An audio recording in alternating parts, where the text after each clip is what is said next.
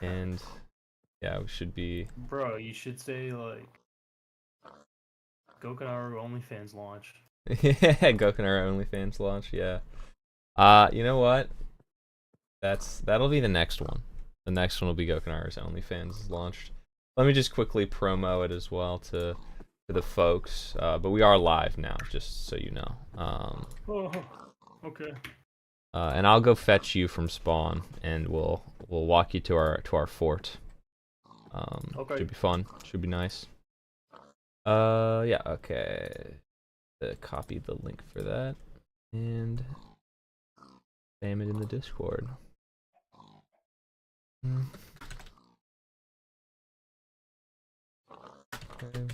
Gokanaru. And there we go. I've done all I can. Alright, so hello everyone, welcome back. I was just live like 10 minutes ago, and now we're here with Gokanaru. Say hello, Gokanaru. Hi. He's here, and we're just checking in. What has Gokanaru been doing since the launch of the Sneeko video and other various side projects? So we're just gonna chit chat. We're gonna shoot the shit, as they say, and then we're gonna like do some Minecraft, some simple craft. Sorry. Yeah. Minecraft. Yeah. Yeah. Sorry. Yeah. No.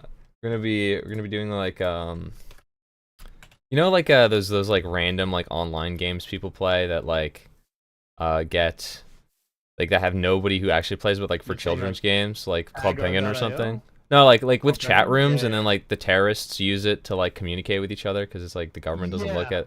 Yeah, it's like that. Like that's what we're gonna be. That's what we're doing. Oh yeah. That actually is how it feels to.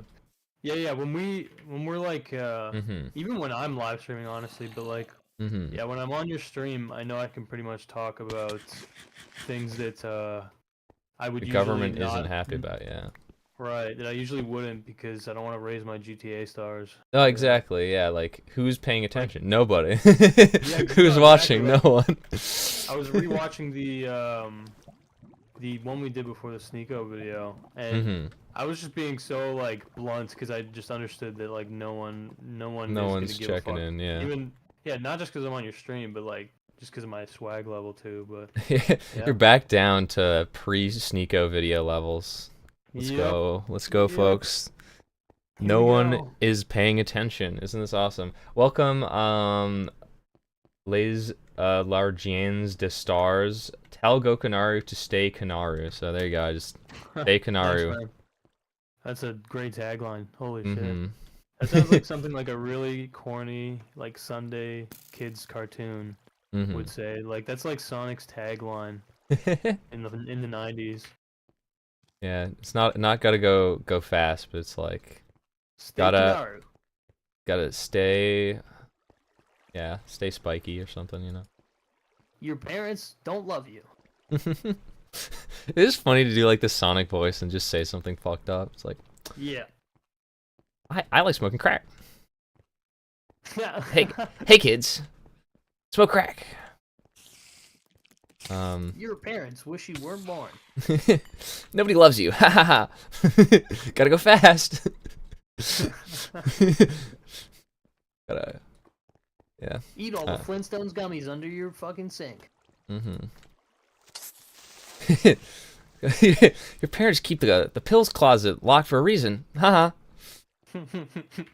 It's like a tutorial on how to open a bottle of pills. Yeah. Push down and twist. All right. I hit F3 on your keyboard, and then I would like you to walk towards the coordinates x0 and xz. X0 and z0. So that'll be our directions. We'll meet at the center of the world. Whoa. Yeah, so we're on some I don't know, like pioneers, you know, base kind of thing. Mr. X Trillion says Sonic, the drugged hog, is using galaxy gas. Hell yeah. Oh my god. That's what I like to hear. Very funny actually. Sonic tutorial. kids. Don't worry, it won't kill you. You just, if you want an extra kick, stand up while you're taking it, or whatever. Are you you tired of going too fast? It's time to, it's time to slow down. Yeah. Oh man, that's great. Oh, I should probably. Oh, I forgot to do a thing. It's all good, man. Actually, if you, maybe it's better if you tell me where you are and I walk to you. No, I can make it. Okay, you can make it. If you, here's a tip. If you like focus on going to one area and setting one of the coordinates to 0, there'll be like a road that's like built. Oh shit. That's a straight line, so it makes it easier. Sorry, there's a bit of a lava wall. Oh yeah, don't worry about that. Right. How far are you out right now? Minus 400x. Okay, minus 400x. 30z. Okay, if you can get that 30z to 0z, you know, you'll be on the path, and I'll walk in your direction. I'm currently walking there, so just keep your z as close to 0 as possible, and I will run into you. So, okay, that's the thing. Yeah. So you've been a lot of things have happened since the launch of the Sneeko video. Do we want to go over like how things have kind of like the fall off and more like the fallout of all of the activities that have happened, you know? Like, yeah, I mean there's a lot, yeah, there's a lot that happened, I guess, even though it doesn't feel like I guess that much happened. It's definitely a lot. So last time we talked, I was in the middle of the gulag, and I was probably like peak irrelevancy of all time. And I basically was not blackpilled though, because I felt that the Sneeko videos come together, and I realized like, okay, there's some fire in the chamber here.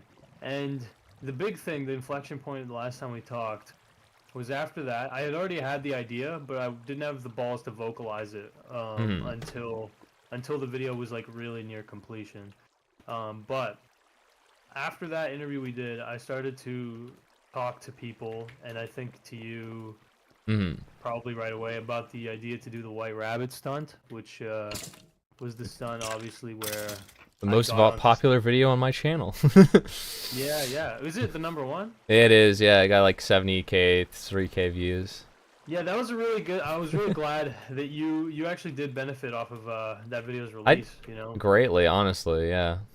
Yeah, no, it's good. It's good. I like that because it's like, you know, your generals. You have to reward your generals. Yeah, exactly. Like, it makes it a lot more of a rewarding payoff when you're not like, when multiple people you worked with benefit off of it. But yeah. So basically, oh fuck, man, I'm getting ganked. No, I literally saw you. You died right in front of me, dude. So you can't just change it to daytime, huh? No, I'm not gonna, because it's like, the idea of this is it's like a survival server, and if I start cheating and doing things, that breaks it means that I'm expected to do it whenever anyone asks, you know what I mean? Like, and like we just gotta tough it out. I understand. Yeah. Okay, I am. Okay, I can get back to 0. I can get back to where it was. Okay, yeah. No rush at all. We can do the eternal purgatory forever. Let me check the chat real quick. So welcome, X Mastery, mining diamonds time. Yeah.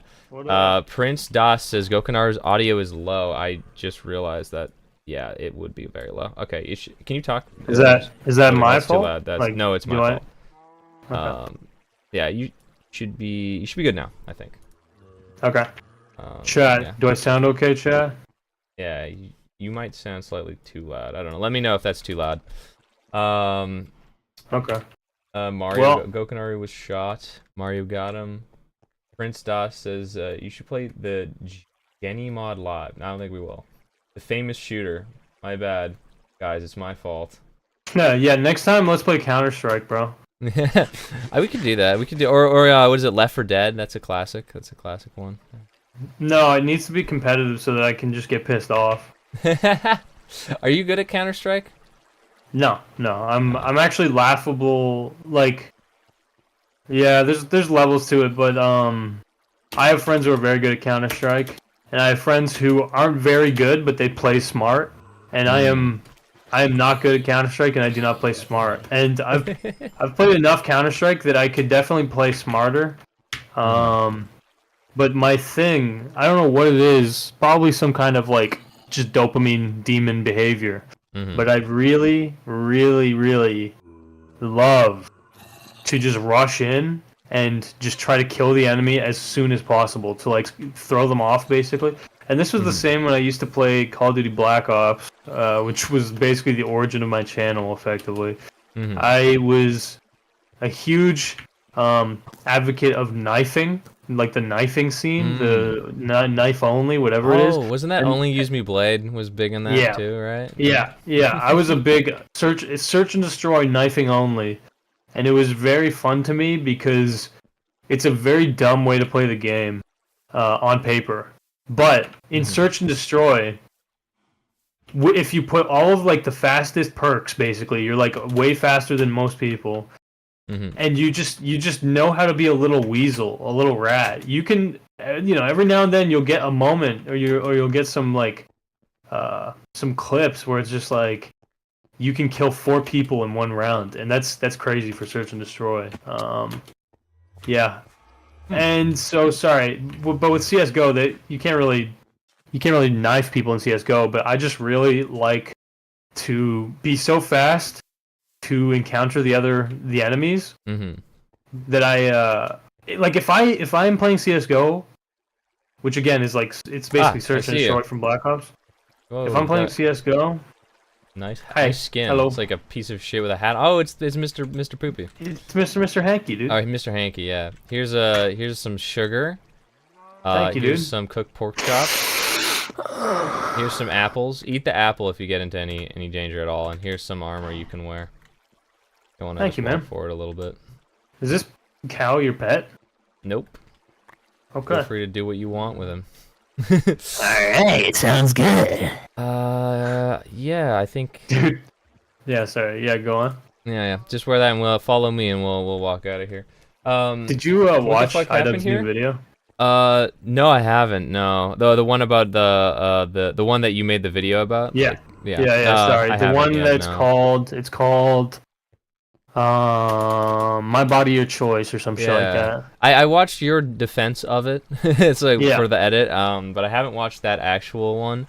There's a funny part in it. You know the part in that video. Oh, we need to turn around. My bad. Where there's like Steven Crowder's like interviewing some old fucking Italian dad, and he's like, "Yeah, I used to have sex with women, and they get pregnant, and I was thankful for them fucking them Planned Parenthoods or whatever the fuck, you know." I fucking love, and Idubs just puts like some scuffed ass like mobster looking emoji. I actually thought that was funny, but I like that. It's a funny clip. I agree. Yeah, for me right now, all I am waiting for is like him to come back with those fun sketches. You know, that's all. That's all that's missing from him for me to like return. Because I think I think I held out longer than anyone I know as far as like watching his videos.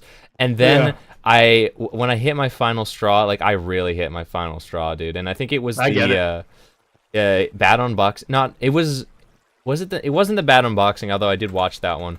The final straw for like me really like engaging with his videos was his legit food review. Okay, yeah. That was so. Where'd you go? Oh, sorry. I'm just wondering. All good. It was so mid that I was like, I can't watch this anymore. I can't even cope about it. I cannot, in good conscience, support this boring it was individual. just like what bothered me was that it was so like not funny. It didn't have anything that like it was like he misinterpreted what was fun about those kinds of videos. Jackie, what's up? Welcome. What the fuck happened here? Says I'm gonna say Stars is gonna be your name because I can't pronounce your name. What happened here? This is an anarchy server that I ran back in 2017. Oh yeah, it's rain is over, and basically when you can, yeah, it is. Bay was gone and it's we're back. out. Oh, it's because we're in a desert biome. That's why. And it's just you could do anything you want, and people like they made a lot of TNT. They did a lot of exploding, just for the heck of it, basically. Add a little bit of texture. So they would have had to mine this obsidian? I don't think this obsidian was mined. I think it was duplicated with exploits and then placed. Because currently in my inventory, I have one of the players of this server on stream just gave me an infinite block of diamond that he glitched in to the game somehow using an exploit, and I can just place unlimited blocks now as long as that block isn't broken. And, are we heading anywhere? Yep. If you look on your right, you see there's a big lava wall. On the right is a kind of a glass pyramid. Yeah. This was also made by, I think, the same guy who gave me the thing. I was like, you gotta hold space to swim. That's our HQ underneath the glass pyramid, which is a very impressive structure. I was surprised when I logged in and saw this because this is a recent thing that someone did. This was as of last stream, which would have been 3 weeks ago. That's pretty recent, bro. Jeez. Yeah, it is pretty recent. Last Minecraft stream, which is not as recent as last stream. Jackie says, I got this week off work. Let's go, I guess. Is Jackie a nurse? I have to go put my dog down though, so I'm gonna have to go cry. Have a good stream. Oh my god. Alright, well, never mind. We never put our dogs down. We let them die the hard way. That's the way God intended. God intended you come into this world a little ball of flesh, and you go out of it a fucking pummel ball of flesh. Yeah. I'm sorry, my bad. That's fucked up and insensitive of you. I can't believe you would say something like that. Sorry, Jackie, you weren't in on there was a bit earlier about an old Italian man. Yeah, talking about impregnating women. Yeah. Yeah. Anyway. And then putting them down like dogs. But, yeah. When I was a kid, I was thankful there was Planned Parenthoods or whatever the fuck. They would just kill the women. Yeah, it was good. Back in my day, Planned Parenthood was hitting your girlfriend in the head with a shovel. Oh my god! Oh my god! All right, the way he was talking, it sounded like it, man. Yeah. Like he just pushed her down the stairs or some shit. It was Planned Parenthood was talking to that one guy who's has those connections. Newton. You know Newton, like the laws of gravity. Man, I love that guy. Man, back in my day, I used to take full advantage of that guy's things, man. All right, sorry, bro. Anyway, domestic abuse aside, we were talking about iDubbbz. Yeah. But before we do that, what we're in right now is the Minecraft version of the Kowloon Walled City. Well, it's not yet, but it's the idea is we're trying to you only build inside of the walls. And then over time it'll get more and more crowded, and then it'll start to actually emulate the cube of hell. That's awesome, dude. It's So yeah, this is actually very cool. You're telling me that this glass pyramid was created last stream? Well, 3 weeks ago, yeah. But it was created the day after the stream or something like that. So somebody manually made this. Yeah. I'm not 100% sure if they used a bot to place it, but I would assume they placed it themselves with some sort of speed hack or something, because there's no rules on this server. You can just do whatever you want. Right. Yeah. This is a cool idea. I like it because it's basically like a commune effectively. This is a village. You can live within the village, totally, or you can live outside of it. Yeah. Yeah. And you've got just a nice little your gods that you pray to too. Yeah, we've got currently we've been plagued by the rat men. There's a rat man who's been stealing shit and desecrating our sacred tombs, stuff like that. Oh, there's another one. Someone built another one. What is this? Huh? What? This is similar to another shrine, but I don't remember building it, so that's interesting. How the fuck did they get a pig farm? This is okay. So this server's been on every version of old Minecraft, but with full cheating enabled, basically. So anyone can do whatever they want. If they can hack it in, they can place it in. And during the alpha days of Minecraft. You know, this was like 2010, right? 2010 or something like that. You had client-side inventory, which means that you can just spawn anything in on your own client side because it wasn't like detected by the server. So it would like your inventory is separate from the server, so you can just edit it on your computer and it would just give you anything you want. So like that's stuff that's like a relic of those times that people have like carried in over the years in like stashes and whatnot, and now we have these. That explains why they're there. Very nice. Yeah, it's kind of cool, just like grandfathered in random items. So yeah, if you want to build like a house, I was thinking we've got a McDonald's. I built this McDonald's here. Oh, golden arches. It's pretty good. This is a beautiful golden arches. Yeah, it says golden arches here. You can like eat your McDonald's here. The boats of friendship. Dude, I don't even know. Children play here. Is it? Wait, is that gonna kill me? No, but you go in it. No. No. How did I fall for that? Yeah, you. Lowercase McDonald's. Shut the fuck up. You're not allowed to point that stuff out. Oh my god, the Titan. Yeah, the Titan does have his dick out, but we don't need to worry about that. Oh man, it's all fucked up now. Wait, you've got some grass blocks places. Oh yeah, thank you. There we go. Yeah, it's Isn't it crazy how this is like basically like elaborate dollhouse playing, but for boys. Yeah, for men. What are you talking about, boys? I mean men. Sorry, men. Yeah. Yeah, you can say that. Yeah. Can I get food? Yeah. Here you go. Here's some more pork chops. But we should probably just let's see what someone else has. Let's see if they have any food. Let's take it from them. There's no food in here. You can hunt the pig if maybe you need a sword. Here's this. I told you I had an unlimited block of diamonds. Let's test if it's actually unlimited. Nope. Damn. It's just one. Can we even mine that? I'll give you a pickaxe to mine it. That's your block of diamond to do what you want with it. Thanks, man. Have you heard about Lyft being sued by the short stretch rapper? Never heard of this, no. I am not familiar with this. Have you heard of this? Lyft being sued? Nah. Well then, let's go back to iDubbbz as our topic of conversation.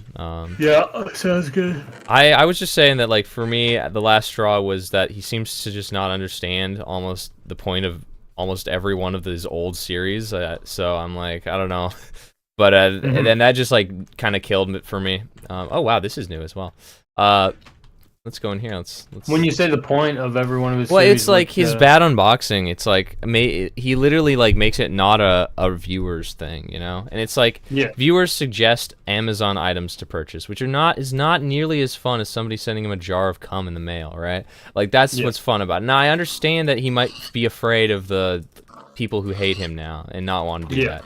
But but then it's like, even then it's like I don't even know if it's like it's not made clear if he knows what's in the box or not.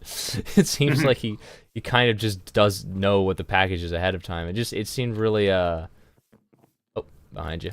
It just seemed really not like, just like he just didn't get it. Why would you want to watch someone open up packages he already knows what he's getting, you know? Whatever. Yeah. It's not the end of the world. It was just like, that was like something I observed. That was kind of the final straw. And then now it's like, if he's gonna get me back as like a consistent, like every time he comes, he's got to bring what I like about his videos. And honestly, as much as I like well-reasoned arguments and owning the whatevers, you know, I need those fun skits. If he's not gonna do edgy humor, he needs to have fun skits, you know. That's just a prerequisite. Yeah, no, I get you. Yeah, which I think he's like 1 or 2 videos away from that, I think. Yeah, he's the way I've been saying it is he's been getting his swag back, or he's like basically been refining how he enjoys making videos and shit like that. You put it in a funny way. You were like, he's a stroke victim trying to like walk and speak again. Yeah, he's gaining his mobility back. He's like, he's like suddenly he's starting to move his left arm again, you know? He's Yeah, still trying to repair that smile that he used to have that was so nice. Yeah, and he'll get back. He'll get back. It'll to get 100. back there. Not to 100. No, not 100%. But it'll he be will similar have but different. He might not have feeling in his left arm, but he will be able to smack it into things, you know? Yeah. I think the best. So Amphman says, I think the best thing for iDubbbz and his mental health is to gather enough money to last the rest of his life and start a family. I think he has that money right now. Like, I'm pretty sure he has that money. Like, I don't think he has to do anything. Because what I see, think so too. He went, like, when he started Creator Clash, he basically went out of his way to not make money for 3 years. Something like that. So I think I think they're set. Yeah, I mean, it's possible he does need money, but let me put it a better way. I think that Anisa's OnlyFans unironically makes like 50K a month or something. I might be losing my mind. I haven't checked this shit in a long time, and I also don't fucking care. But if I remember correctly, weird thing is that his video defending Anisa that everyone shit on him for, you know what I mean? Yeah, I'm pretty sure that actually was like crazy good advertising for the OnlyFans. Does that make sense? Yeah, that makes sense. Yeah. Huh. But So, I guess there must be a lot of people who have like a I hate iDubbbz domination kink. And that every time he fucking makes a video that's mid, Anisa gains OnlyFans subscribers. that's funny. No, that's not. I don't think that's really the correlation. I think. I just think that it could be the opposite. Like, there's some fans who want to support him and are Coomers, and I feel like that's true. Yeah. You know, there's definitely overlap that can exist there. But yeah. Do you have enough food? Yeah, I'm good. I pillaged someone's mushrooms. Alright, we're good then. We're chilling. Honestly, I forgot iDubbbz existed. Isn't iDubbbz the cuck? I don't think he's a cuck. Nobody fucks his girlfriend. So that's more than... He's less... Destiny is more of a cuck than iDubbbz is. So. But I guess that's not saying much. Yeah, the thing we were talking about, though, with, like... Okay, so here's the real... I've been trying to understand when people say, like, oh, it's not the same, or, like, iDubbbz, he's forgetting what made it popular in the first place. There's a few things that come to mind. Number one, like, okay, so what made iDubbbz videos so exciting back in the day? Well, the biggest fucking thing, by a mile, was that he had massive amounts of momentum, okay? Like, he absolutely... Like, it felt like we were going somewhere, right? It felt like... We were not at the peak. It was getting better. Obviously, that's like a big thing. Is like you're gonna want to follow someone who you feel like is cooking, and who's obviously like gonna ascend. But then the second big thing in my head is, Another part of the momentum, by the way, was that he was collabing with fucking Max Mofo and Filthy Frank, like two also legends. That's true, you know what I mean? Yeah. So that's a big thing. Like, there was an ecosystem that iDubbbz was actively a part of and contributing to. You know what I mean? Now he's very isolated. Like, I know that he has the Creator Clash shit, but like he doesn't collaborate with any of the people on Creator Clash really. He has collabed with Michael Reeves, and that was Michael good. Reeves, William Osman. I think he retired, but I might be losing my mind. I think he keeps clickbaiting that he retired. Like, I don't know. Last time I saw him collab was with William Osman though.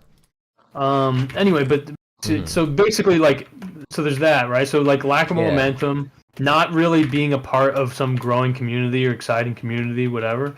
And then the big thing is the aesthetic. Sure, like he literally clearly changed his camera. Like, I'm not even joking. Like, I do think this is a part of it for me. Yeah.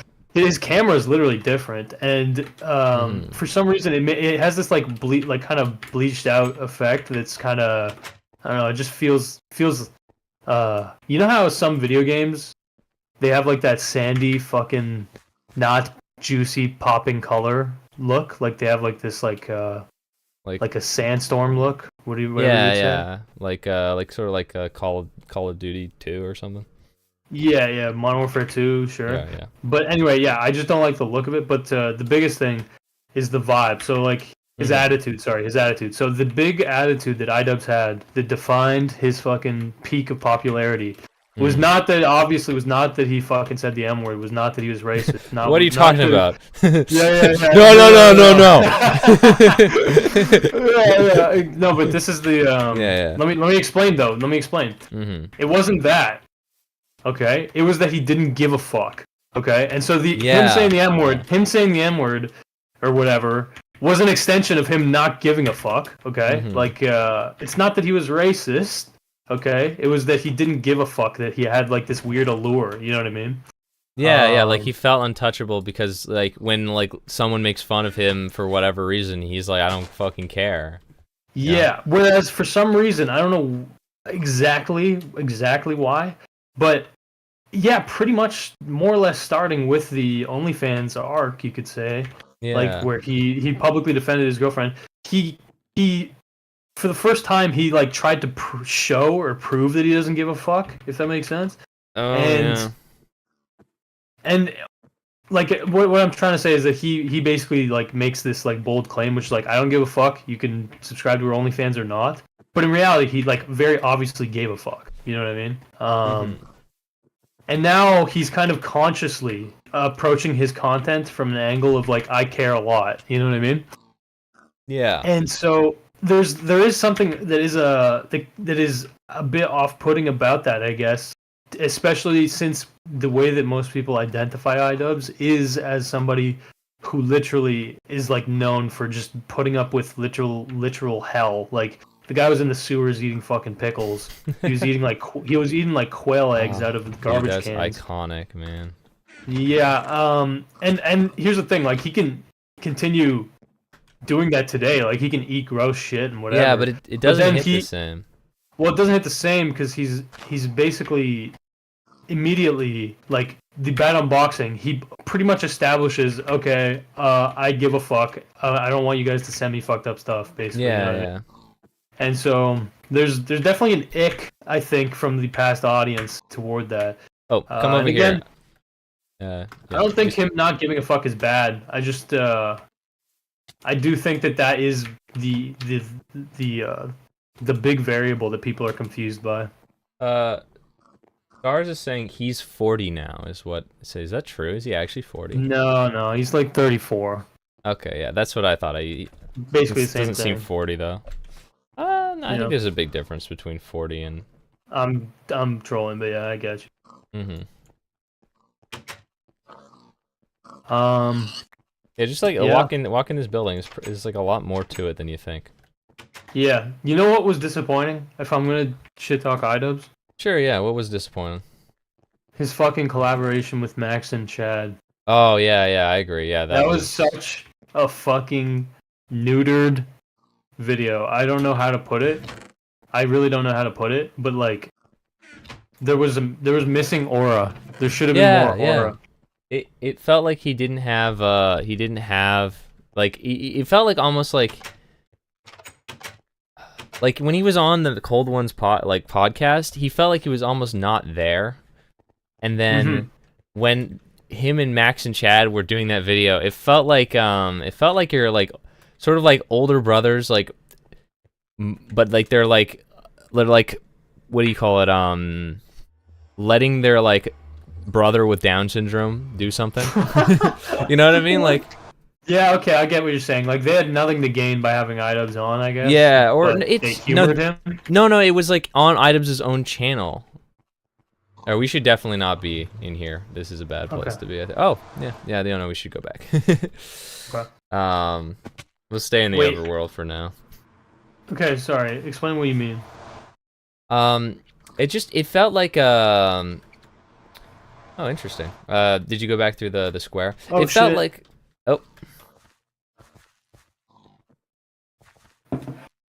Yeah, I'm good. All right, yeah. It felt like they didn't care about the video, about what was happening at all, right? And like Matt, like Max and Chad just didn't care. They wanted to do something else, and they're just letting them go because iDubbbz really wanted to do it, right? Yeah. But it's like it's like, if you look at like past things, it's like iDubbbz they wanted to do it because it's like, like like they all wanted to do whatever videos they were filming. You know what I mean?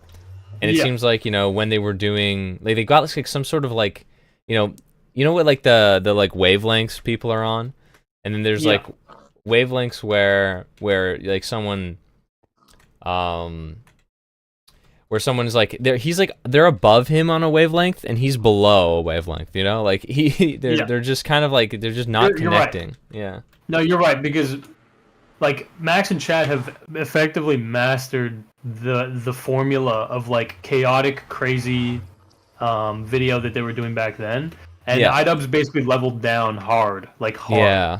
And they were probably instantly, they understood, they had to understand, they had to register that like, oh, this is a dumb video idea, this is dog shit.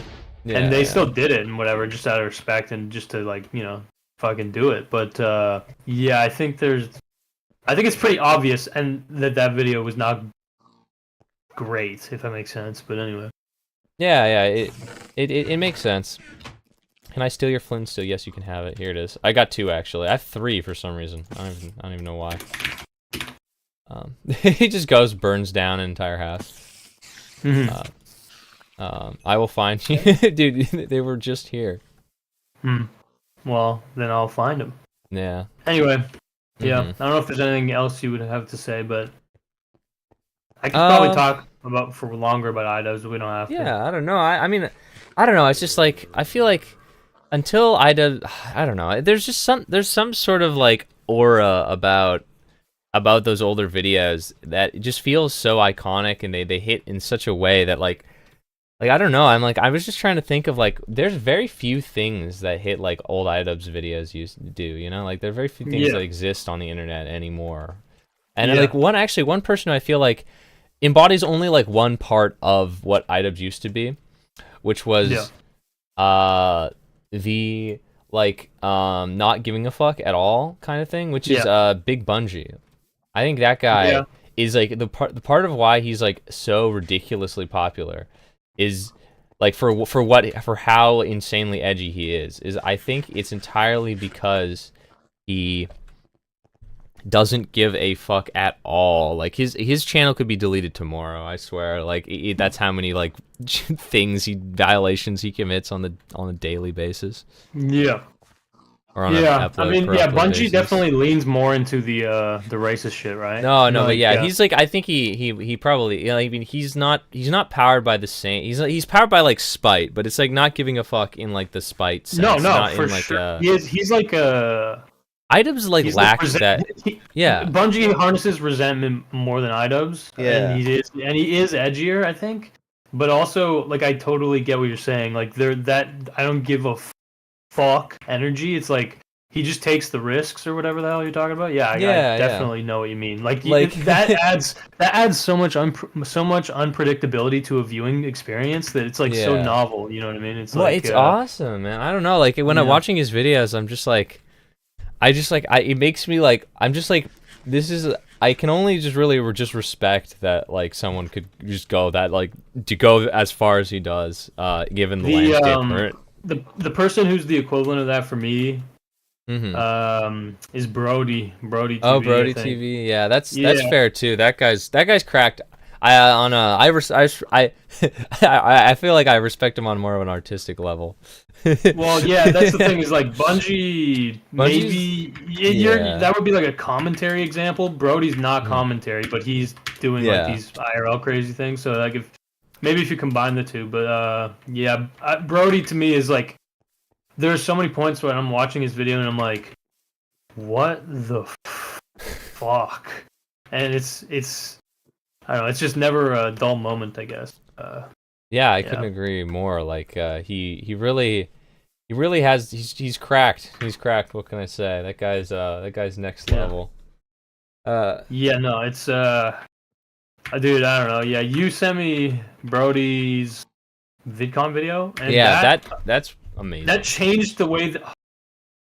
It's all good. We should have had you sleep in a bed. R.I.P. Dude, Chloe called me a noob. Damn, you just got roasted, man. There's no recovering now. Where'd you fall? What's the general geographic location? I'll walk back and get you. He fell off, bro. Yeah, this is just the add insult to wheat injury. farm. Wheat farm. Okay, all right. Let's see. Down here, really? You died from that. Damn. Yeah, I didn't think I would. Yeah, sorry, with Brody though. Dude, I that really changed the chemistry in my brain because I didn't think I did not think that there were people with as cancerous, if not no, definitely more cancerous of a sense of humor than me. Yeah. Who were that talented? Does that make sense? You know what? That's fair. Yeah. Like in my head, you can have a like brutal sense of humor, but it's extremely rare that that person is gonna also be like talented. Like a lot of times they're just like actually fucked in the head, but like to see that overt clear talent, I was like, wow. And the fucking masochism of it too, where it's like, okay, he's never gonna make the money back that he spent, or like the time to money ratio will never, never fucking equate. Yeah, dude, that's like kind of also like I think of like Z-Man as well when he makes like his videos and uses like copyrighted music, immediately negates all money that he could possibly make on a video. And it's like, oh man, that's like levels of respect that you get from me that I just can't. I can't do myself. It's like it's something like I would never sacrifice my the potential of making any money off a video because I put copyrighted music in. I can't do that. I'm like, well, fuck, man. I've done that, and it is just self-destructive. Like it really just is. Like yeah. I definitely understand why people do it though. I definitely it makes it so much better. Yeah, because you get to use like a good song, you know, and it's like not even just that the song is good. It's not just that the song is good. It's that the song matches your idea so well that you're willing to sacrifice for it, and that like raises your conviction on the whole video. It makes you want to like justify it by proving how worth it is. Yeah, no, I understand the masochistic fucking inclination. I've had to fight that a lot in my life, and I'm gonna continue fighting it because I do think that it is. You just like there's a lot of shit that you just don't get rewarded for. Like you're actually just fucking yourself over. Like a big one was blood in videos. I kept getting fucking age restricted. And there's a good amount of videos that I knew would get age restricted, and I just couldn't bring myself to like censor it. Mm-hmm. But in reality, I should have just censored it. Like whatever, who gives a fuck? Oh, it's head to 0-0, by the way. Just Okay. Yeah, I just got like at the end I would just get age restricted, and they would get half, if not less, of the views. So yeah, exactly. Yeah, I like that's one thing too. It's like my most like recent video, I was like, it was just what was it? It's about like Space Station 13. I was just like, this has to be 8 minutes long. It doesn't matter. With Sasha, right? Yeah. It doesn't matter like what happens. Like this video needs to be 18 minutes. Like I'm not 18. It needs to be 8 minutes or more, right? It can't be less than 8. And it's like that ended up like I had less than 8 minutes of actual footage, but I ended up, extending it with intro, and I think it actually helped the art of it. But it's like, I'm just like, for me, I'm like, I don't want to when I see someone who does just self-sacrifice, kind of like, make an art for the sake of the art, not for like trying to make people to watch it or something. I'm always like hella respect. I don't know. Same thing goes with like Brian Moffat. Yeah, that guy, fucking. When I found his channel, dude, I was just like, oh, what a fucking like, I don't know, like artist. Yeah, exactly. And I was like, this guy's more of an artist than I'll probably ever be. I was just like, I can't. See, that's the thing. That's the weird contradiction. Nothing, Yeah. Not that his videos are nothing, but it's like to no one basically, but yourself. Yeah, that's the weird contradiction with being an artist in my head, is that you can. Like, there are many artists, of course, who get paid for their work, right? Mm-hmm. But so much of the art that I'm aware of, it's like the equation is not that simple, if that makes sense. Like people, they clearly are not primarily motivated by the money, if that makes sense. Mm-hmm. And oftentimes, a lot of it is stuff that they didn't expect to pay off, right? And a lot of the times it's stuff that just doesn't pay off. But yeah, there's something to that where it's like I think about this a lot where it's like there is such an egregious difference between what Mr. Beast does and what like an artist would do. Because in my head, Mr. Beast, you can argue for sure that Mr. Beast videos are artistic. You could definitely make the case. Okay, there's nothing there. There's a lot. There's writing. There's jokes. There's all this stuff. Whatever. But first and foremost, Mr. Beast's brain is programmed, and his videos are programmed as products. You know what I mean? Like they're like they're completely like they're basically acting rationally. They're trying to gain more than they're losing, obviously. And there is such a difference between someone for whom that's their primary motivation, truly. Like, it's one thing to say that's your motivation, but to actually obviously clearly demonstrate it, and somebody who their primary motivation is to make the best thing they can, if that makes sense. Sorry, and again, the best thing they can, I don't know. There's metrics you could look at it from, but craft the best experience, right? Like, Mr. Beast is trying to craft the best experience, but the way that he gauges if he did that is via the numbers. You know what I mean? Yeah. It is weird how like much like effort to view ratio doesn't really like equate at all. It's not correlated.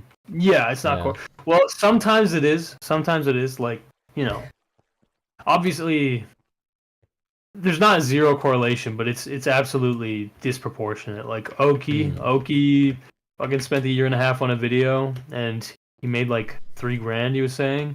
Well, I mean, did he make like net $3,000 like after his investment? No, I think he lost money or something. Yeah. Like, yeah, some shit like that. I don't know. He basically said it was like an L. He's not like sad about it, but he understood. I can't do that. I can't do that again. Anyway, and I did the same with the fucking Sneeko video, obviously. And in reality, like, I didn't make the money that would justify that, but I am glad it happened, obviously. Yeah. But yeah, I don't know.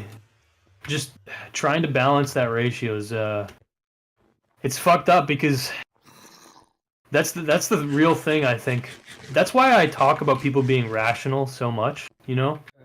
I talk about rationality, and just to remind, I guess, whoever's listening, when I'm talking about someone who's rational, I'm not talking about logic, strict logic, like they are, you know, ethical, or like, because when people talk about like rationality, people think like, oh, that means you're correct, you know what I mean? And they don't question what the fuck does correct mean.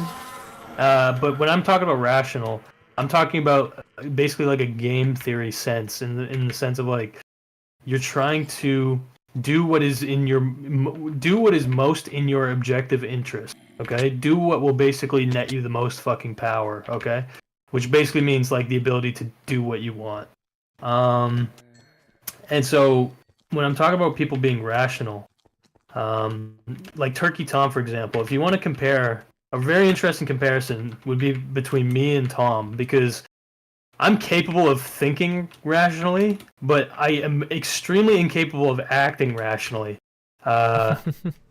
Especially when it comes to this YouTube shit. Like, in real life, I'm pretty rational, I'd like to think, but I'm also not. Like, that's the big thing, is it's like, there's a disposition that exists. You can be a rational thinking person, you can understand what is in your best interest, but then your own physiognomy will fucking like fight against you, if that makes sense. Like, you're and I think it comes down to like what motivates you, right? Like, so in the case of Tom, I often mention, I think I mentioned this behind the scenes more than anything. Like, you've definitely heard me say this, but you know, if you're listening to this, you might as well just hear the take. But Tom is one of the most rational people I've ever interacted with. And that sounds insane, okay, to some people, I'm sure, but I know it's true. I know it's a fact. And especially when you consider that he's fucking like now he's like I think 22, but like when I realized this, it was when he was like 20 or so. It is unbelievable, to be honest. I don't really know how you create someone like that. You could argue it's because Tom was raised on YouTube and he got views relatively young, so like that relationship where it's like, okay, input output, like he basically, you could see it as like he's had a healthier relationship to his inputs relative to his outputs, if that makes sense. So he's like kind of trained, and again, I think this is a good thing, but he's kind of trained that, okay, if I put in this input, I expect this output, and if I don't get this output, then I gotta change something to get that output.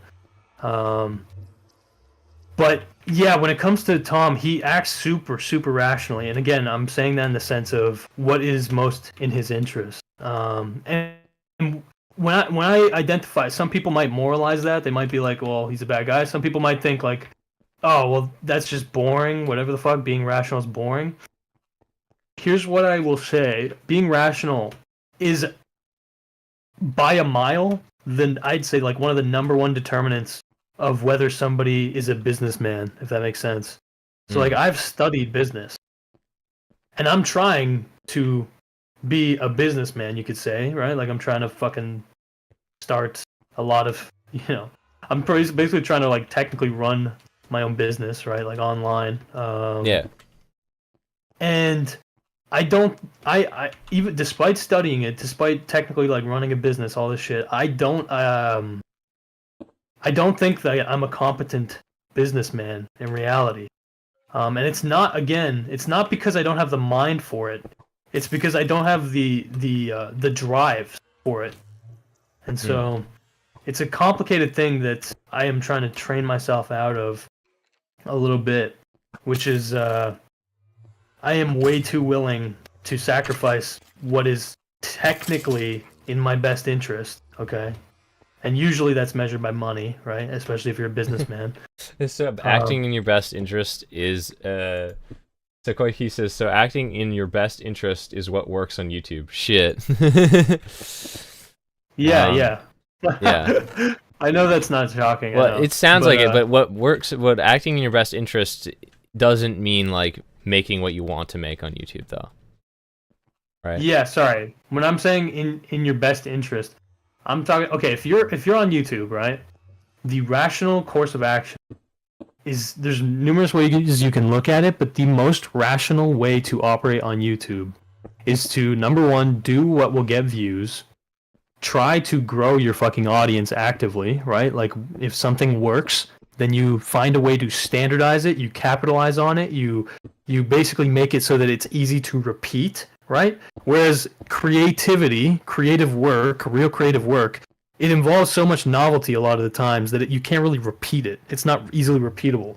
So like this is again the big thing that I hit a brick wall with my series, the Video Vigilante shit, because that is not repeatable in my head.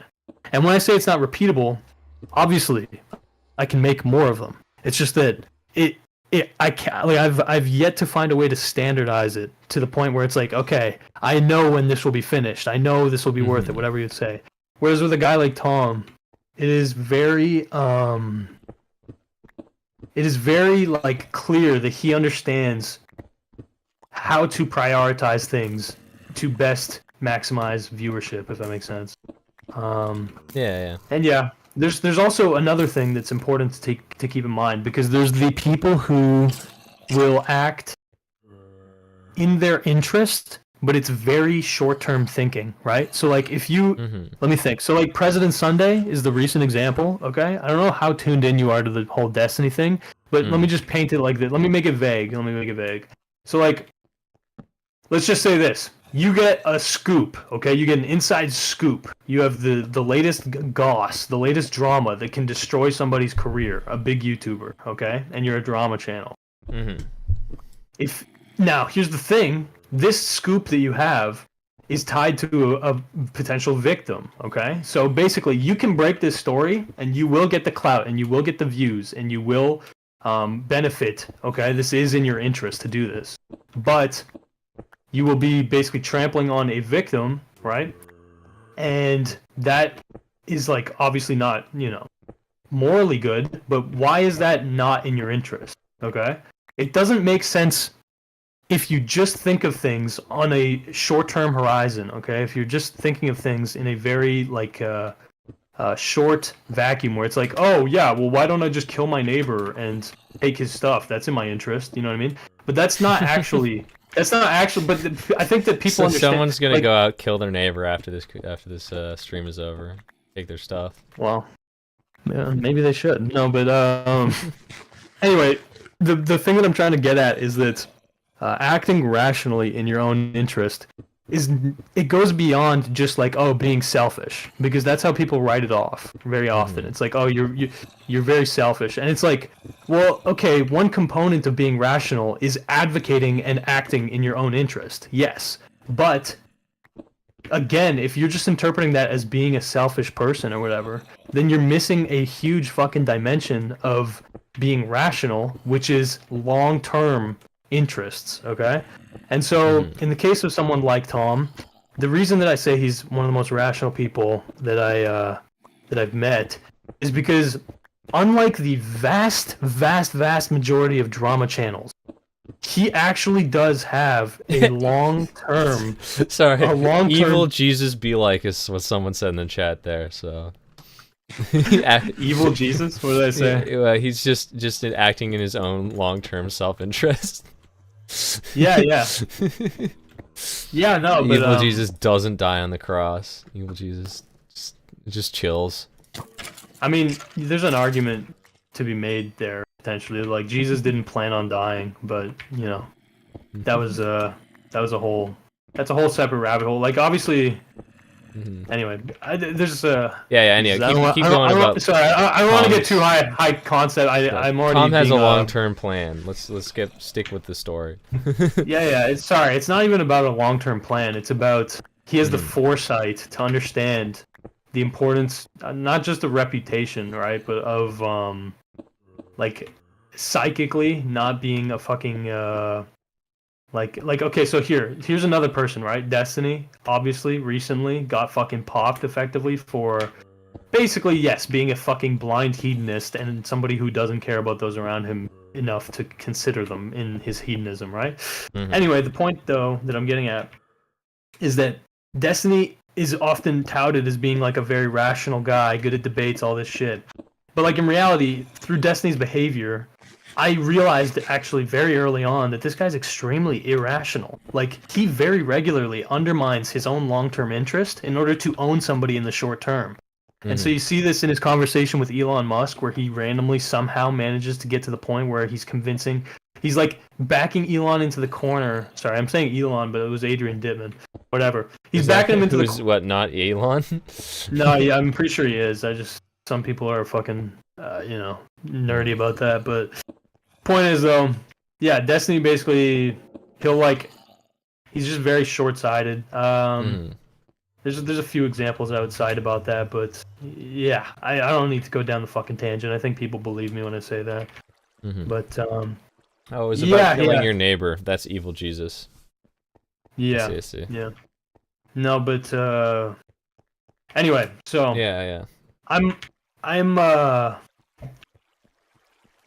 So yeah, sorry. In the long term, by the way, another big thing that is often very, very, very quickly ignored by hustle culture type people, and yeah, people like Destiny sometimes, like people who are just kind of like very hyper intellectual, I guess, like they're very logic brained or whatever you would say. Because obviously you can rationalize fucking anything if you want to. You can work backward to rationalize anything. But in my head, again, I use the framework of rationality that is like, what is in your long-term interest? And so, with a lot of hustle culture guys, and the biggest one is Alex Hermosi. I've probably showed you him before, but you probably don't remember because... Oh, is that the guy who fake deleted his YouTube channel? No. Okay. No. Sorry, Alex Hermosi is like... He's like the end boss of hustle culture. Like, he's not religious. He's not, like, racist. Like, he doesn't have any of these weird... He doesn't have any of those, like, things that those types usually get hung up on. But he is completely, like, dedicated. He's like Gary V, but like smarter, if that makes sense. Okay. So he's basically just able to rationalize that work is the only thing worthwhile in his entire life. Like, he literally consciously does not go to visit his family during Christmas.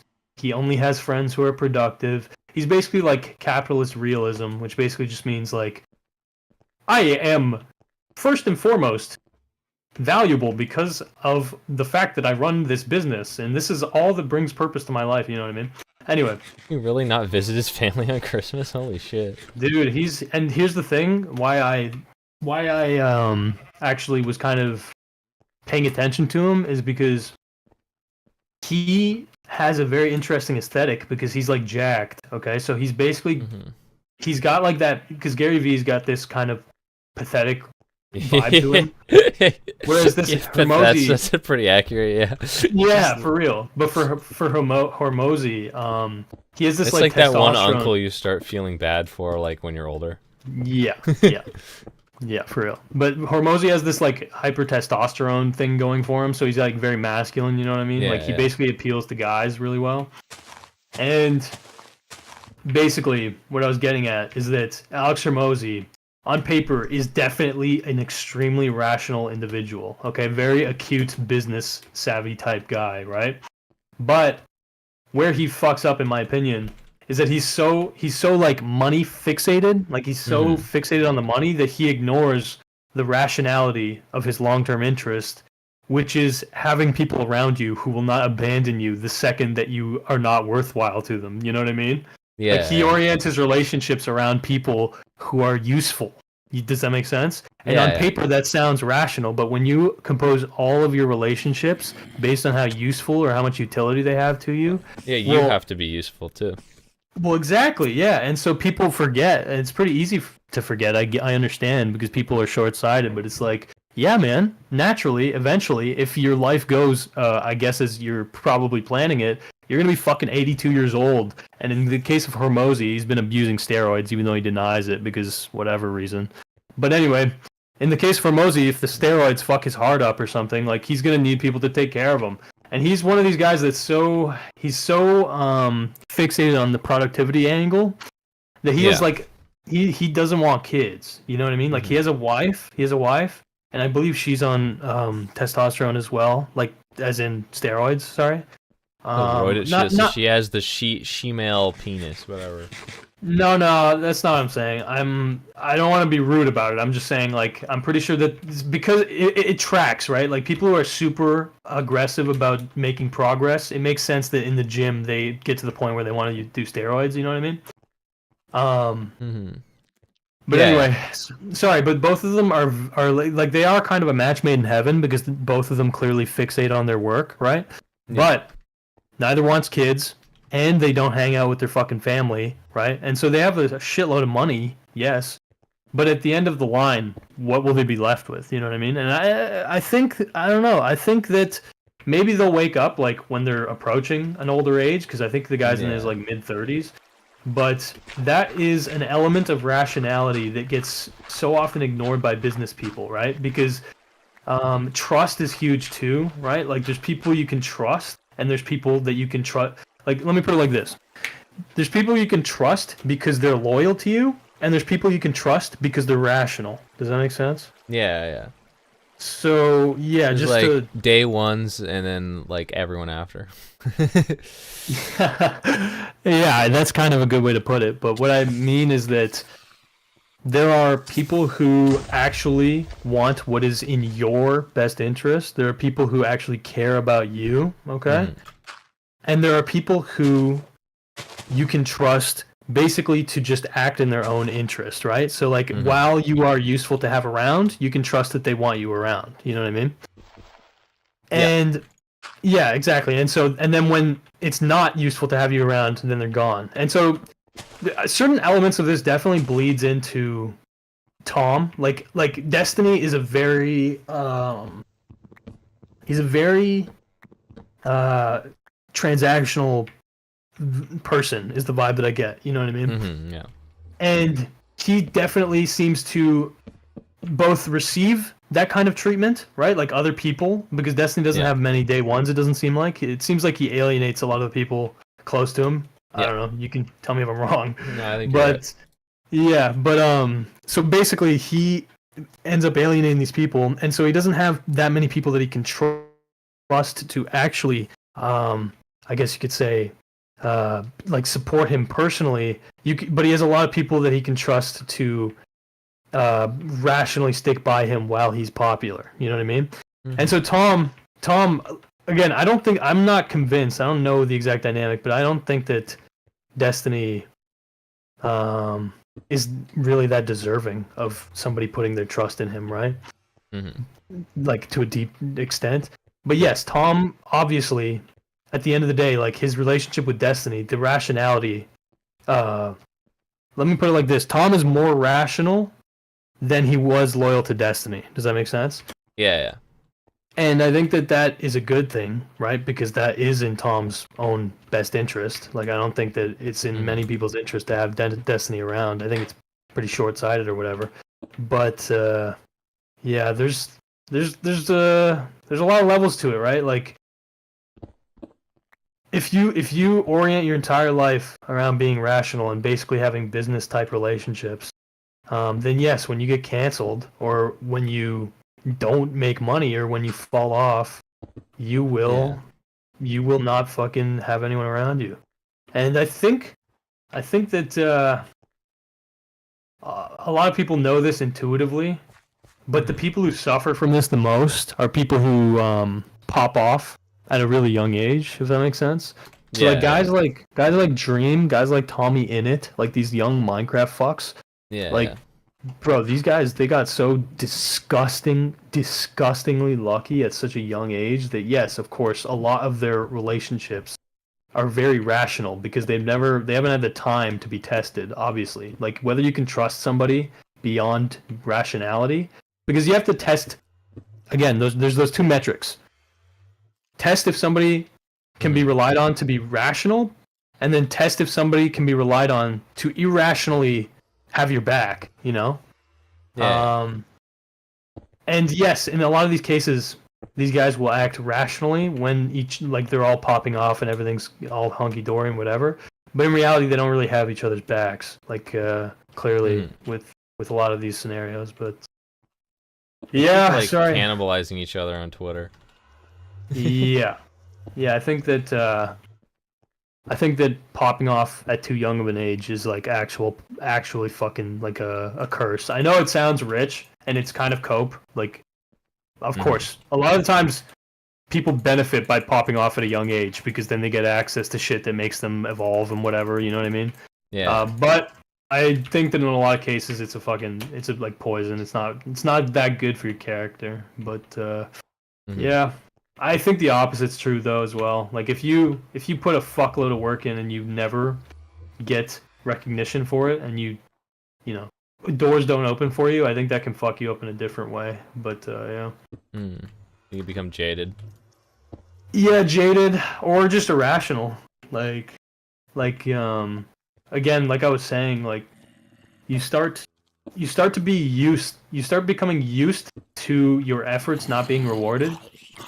Mm-hmm. And so you're not really programmed to be that rational because that's just not the way that your life. Oh yeah, you do shit that just will never. You'll just start putting effort into shit that has no chance of ever.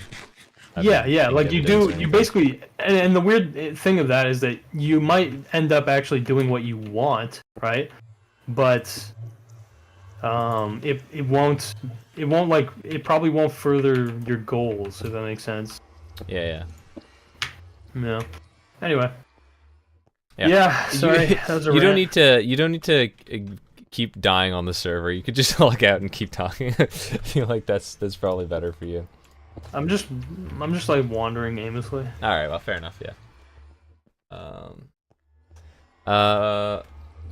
So you believe popping off once you have matured as a person is better than... Well, fuck, for sure, dude, for sure. But it's not just about maturity, it's also about, like, you have rapport with people. Mm-hmm. You have rapport with people from before you were famous, before it was like rational for them to hang out with you. You know what I mean? Like people who just kind of enjoy being around you because of you, not because you're popping off. Yeah. But yeah, that's I think the biggest thing. But yeah. Mm-hmm.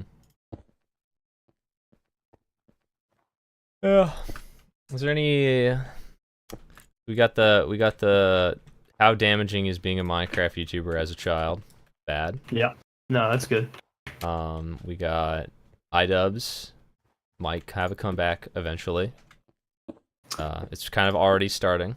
Mm-hmm. We got when's the Gokanaru comeback? Let's get to that. Yeah, let's get to that.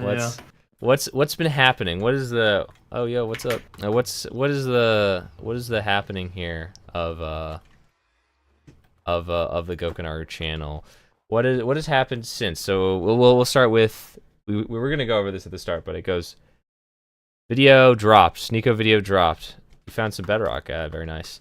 The Sneeko video is dropped, and then what's the next thing that drops after that? We've got lots of streams. Music video dropped, and then quiet until Christmas. Quiet until Christmas. So there's some pretty good second channel videos. Yeah.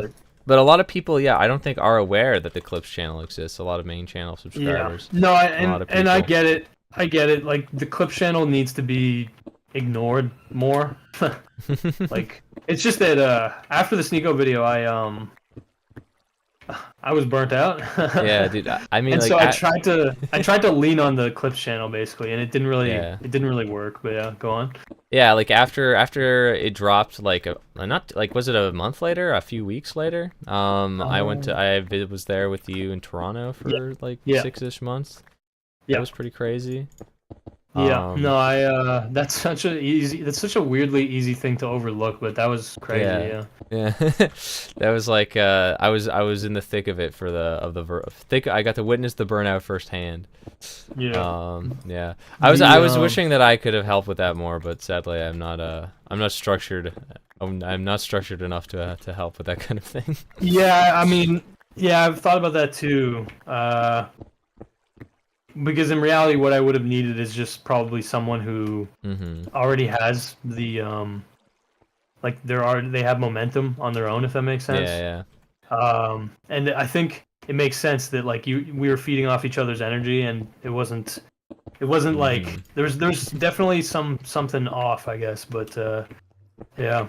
I think it's also there's a lot of weird shit with the weird shit. There was just a lot of chaos with the studio. And that's stuff true. Like that was a big big distraction. Like I don't think the studio is, as far as like for people of our attention spans, perhaps it was not a good productive environment. Yeah, I'm trying to get to the point where it is, but right now I just have to concede that conclusion. Like, it's the place to be social. It's not the place to work. Yeah. I mean, for some people can pull it off, but like those people are Archad, and that's not everybody. You know, Archad built different. He a different beast. Yeah. No. Yeah. Yep. I wonder if it's the Zins. It's definitely just his mind, his strength of mind, but. I don't think it's the Zins, but yeah. No, I don't know. I always wonder, how much better would my attention span be if I like was an alcoholic who has vaped a lot? Yeah. Let me describe to you, I think, part of why I burnt out after the Sneeko video. There's this fucking feeling I've had for a long time, which is holy shit, I wish someone else was carrying me. Yeah, like I'm what I mean by this is there's a lot of YouTubers. Oh, you like Asmongold's editor or something like that, right? So there's that. That's a big component. You think Asmongold could ever fucking be uploading that many videos in his life? Like, no. The answer is no. Yeah. I think the only videos he's ever posted to YouTube have been unedited. Like yeah, and they're shot like shit with shit audio, but it still works. But it's like in his room because he's talking about how he hasn't showered in like 7 fucking years. Look, I could psychoanalyze Asmongold as much as I want, but I'd like fucking diagnosis fucked up. that's about it. Fucked up in the best way for him though. Yeah, like he's winning so much, it's crazy. Yeah, but sorry to when I say I wish there's someone to carry me, yes, okay, there's that. There's that part of it where it's like, fuck, man, and we're getting there. That's the thing, is like, if I could just get to the point where I do a stream and it's literally like I know everything's gonna get done, and it's there's nothing, and it's a lot of this is my own fault that we don't have that right now, but we're getting there.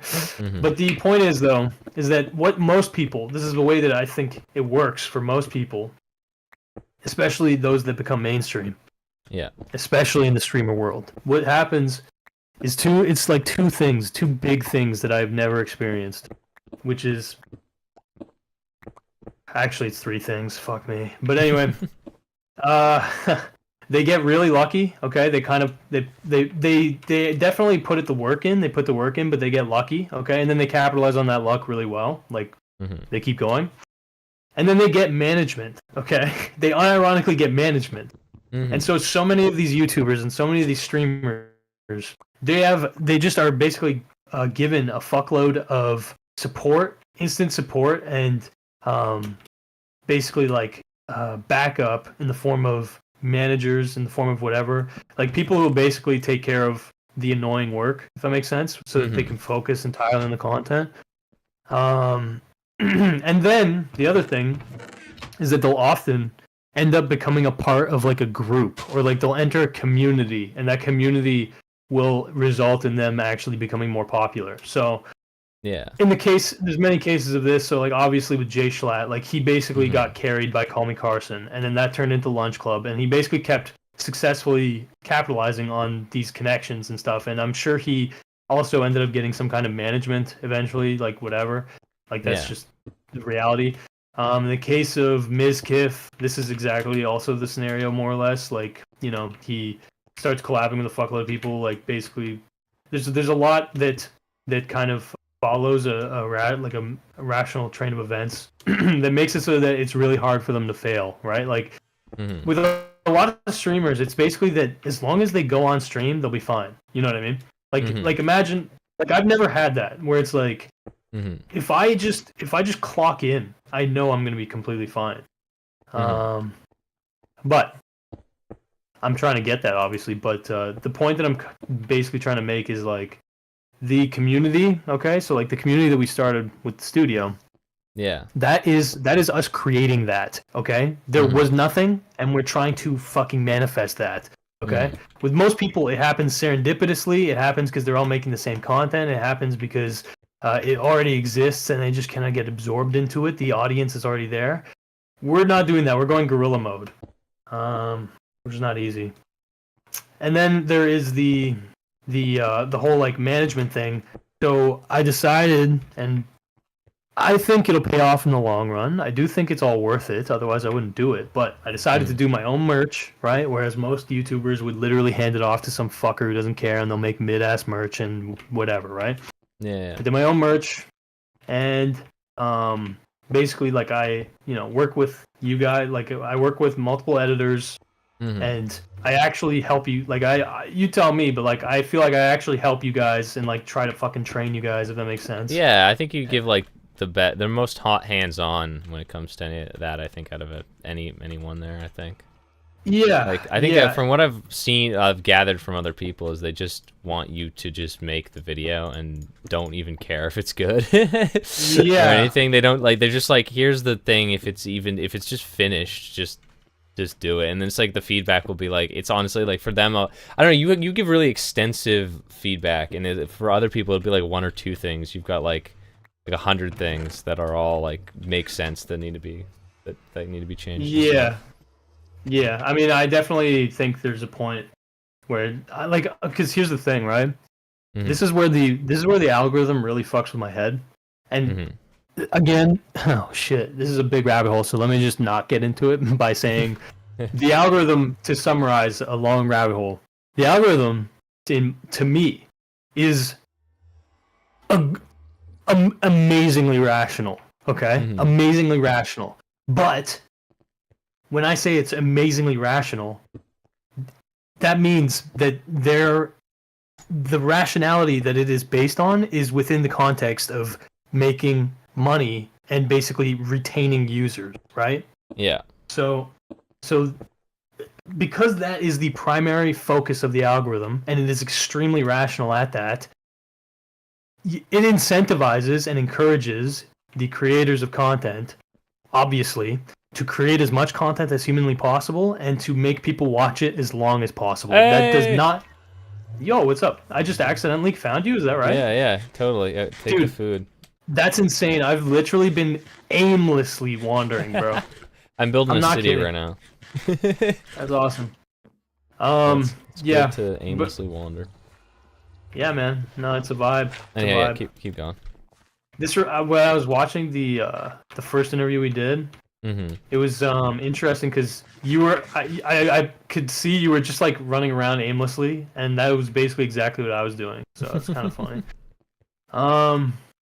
But yeah, sorry. The algorithm is insanely rational, and that doesn't incentivize, obviously, higher quality, more refined content.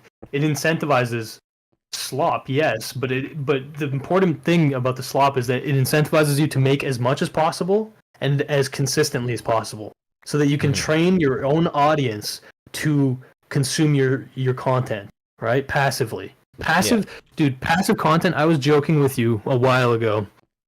But you and I both know that this is kind of real, which is that we should try and train people to fall asleep to the Clips channel videos. Yeah. And here's the thing: is like, I have to swallow this pill because I've been trying to maintain a certain bar of quality on the Clips channel, and I think that is good, like philosophically. But I don't think it's good to do right now because, dude. Okay, let me put it like this. Fuck. Consistently uploading aggressively mid videos is literally rewarded more than uploading 4 to 5 videos a week that are better quality. Does that make sense? 7 videos a week that are mid to shit is better for the algorithm than uploading 4 to 5 videos a week that are pretty good. Okay. And I've been trying to that makes total sense. Yeah.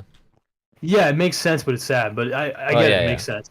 But here's the thing: like I think that a video can absolutely do better, right? If it's a better video.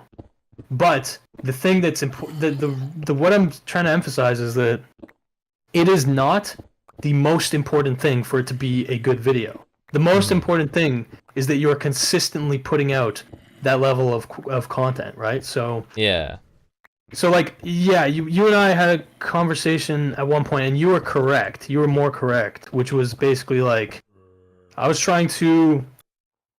I think it was specifically in relation to one of the tape videos because those have been working on the Clips channel. But I was trying to emphasize like, oh, we should do better editing for this one because we know it'll get views because of the tape shit. And there's rationality to that because again, I do think a better edited video does get better retention, right? But that effort being put into that does detract from the next potential video, which could delay us a day, right? And that delay of a day throttles us more than having a mid-quality video would. Does that make sense? Yeah, totally.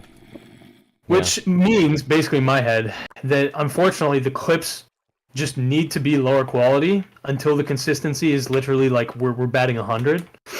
And then once we're making enough money to justify it and we're consistent enough to justify it, then we can increase the quality of the clips.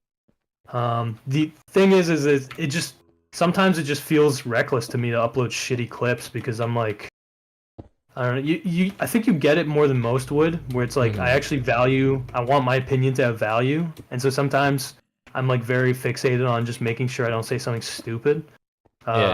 like incorrect. You know what I mean? Like if like we just uploaded that thing about diesel patches, and I wanted to pre-watch it, which you did a good job cutting it down, but I wanted to pre-watch it because I'm basically kind of calling out diesel, and I just want to make sure that I'm not saying anything that's too stupid, right? Or that I'm like wrong, but yeah, that kind of stuff. A lot of YouTubers just don't worry about. Even commentators, right? Like commentators, they usually will worry about it a bit more. But I don't know. I feel like they worry about it the least. I mean, depends on which ones. Yeah, I mean, think about it like this, right? Like a guy like fucking Jacksepticeye, like I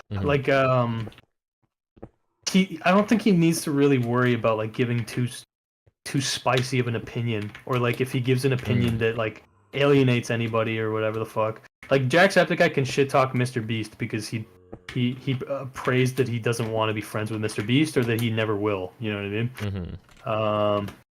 Anyway, I don't know. Sorry, that's a bit of a tangent, but the big thing that I'm basically trying to say is that was something that you pointed out to me that I had a hard time swallowing, which is that it is more important to maintain the quantity than to ensure quality when it comes to trying to build a consistent viewer base and revenue, right? Like, the Sneeko video got 1 million views, yeah, but look how many people it retained. Yeah, it was just like almost no one, I feel like. Yeah. Yep. It doesn't, you know, again, that's partially because of the algorithm, sure, but it's also, there's 1 million variables. Like, I'm not stupid. Like, I know that I'm gonna pop off again and whatever the fuck. The whole point, right? The whole point of trying, the reason that I put so much time into the damn clips channel after the Sneeko video was, it was a way to make some easier content that like required less burnout, but it was also because I really want to have a steady fucking income. Yeah. You know what I mean? Like, dude, I see, dude, okay. This is the fucking, this is the spicy stream now, but like, it's not that controversial to say. I'm pretty sure you just admit it, but like, I've seen a few Chud Logic streams, okay, and dude, some of those are real shit, like dog shit. Like, I was amazed. I think it was something related to Super Mega, okay, because Chud Logic and I were two of the first people to talk about Super Mega, and obviously I disagree with certain fucking parts of his coverage and whatever, but the point is, he's still milking it when he can, basically. I'm kind of over it. And I was watching his like recent thing about, I think, Lex Opdog got into a car crash or some shit like that. Oh yeah, anyway, the Jeep broke down. Yeah, and the funniest part to me was I'm like listening to it because I'm basically like, I can't be asked. I don't give a fuck. Is this anything worthwhile? You know, I was basically like, let me have Chud condense it for me. And dude, it's like literally an unedited 1.5 hours of him fucking stumbling through the topic. Like let me put it like this. There's like 3 points in that fucking clip or that video, whatever, where he basically says, "Yo, editor, edit that out," and it's just in there. Which is funny, but it also like really illuminated to me, like, dude, no wonder these guys are able to upload like 1.5 hours of content every single day, because it's basically just their unfiltered fucking reactions and thoughts. Like, they don't actually have to do that much research. They don't actually have to do that much in post. You know what I mean? Unless they have like some nuclear take, which in a lot of cases they'll just include anyways. There's just so, but it's crazy because there's this weird, like, it's shocking to me, bro. Like, if you had told me fucking 5-10 years ago that a real meta would exist where people can just go onto a stream and basically just shoot the shit for like 2 hours a day, and that the upload for that after the fact would get like 50k views consistently. Talking about drama, to be clear, that is shocking to me, right? Because on paper that doesn't make sense. It's like the least refined content, the most like waste if you're talking about time. You know what I mean? Yeah. and it's also like the content creators usually aren't even proud of it, you know what I mean? But the framework that it makes sense by is that you, with that consistency, by basically training an audience to listen to you yap every night, you know, you are effectively, you have all these passive listeners who are absolutely not even watching the fucking content and who are just listening to it while they drive or while they work. He says, it is slop and I am the pig, or and I am a pig. Dude, it's just, I mean, yeah. I get it, man. I get it. Like, this used to be people's critique of just live streaming in general, right? Mm-hmm. But now, again, when people are like uploading VODs and they're popping off as they are, it's just kind of wild to me. But yeah, that's the big thing that I kind of realized is like, yes, the meta is quantity over quality and consistency overall. And if you can basically just train people to just passively listen to you, dude, I'm not kidding. Like, I think that the vast majority of people are literally like, what's the word? Retarded? They don't give a fuck. No. No. I think people are actually smart in a lot of ways. Okay, but it's that they don't give a fuck. Yeah. Okay, they like. That's okay. I agree so much with this because it's like. I realize that, like, I think most people don't care about, like, the artistry of something as much as I do. Like when I was thinking about, like, all those drama videos and stuff, my favorite part of an iDubbbz video, besides the ownage, was the fact that there was these awesome, like, skits and, like, a weird storyline or something that would happen. Yeah. And that was my favorite part of all of those videos. Like... Yeah. And like what I loved about your channel stuff is that, like, you know, you have those vlog series that has an entire storyline that goes through it, and it goes through into the sketches that are in the H3 video, and that's like that. I love that more than I like the owning of H3 or any of the other kind of the facts and logicking and the research part of it. Like, I would rather someone be wrong and super artistic about it than be right and just to make a mid video or just like an average commentary video. Like but I'm realizing most people that I talk to, like, don't care about that nearly as much. Like, they don't care about, like, the artistry of a thing. They only care about, like, a very specific kind of thing, especially on the internet, where it's a lot of the time it's just they just want to listen to something. They don't want to actually look at it. Yeah.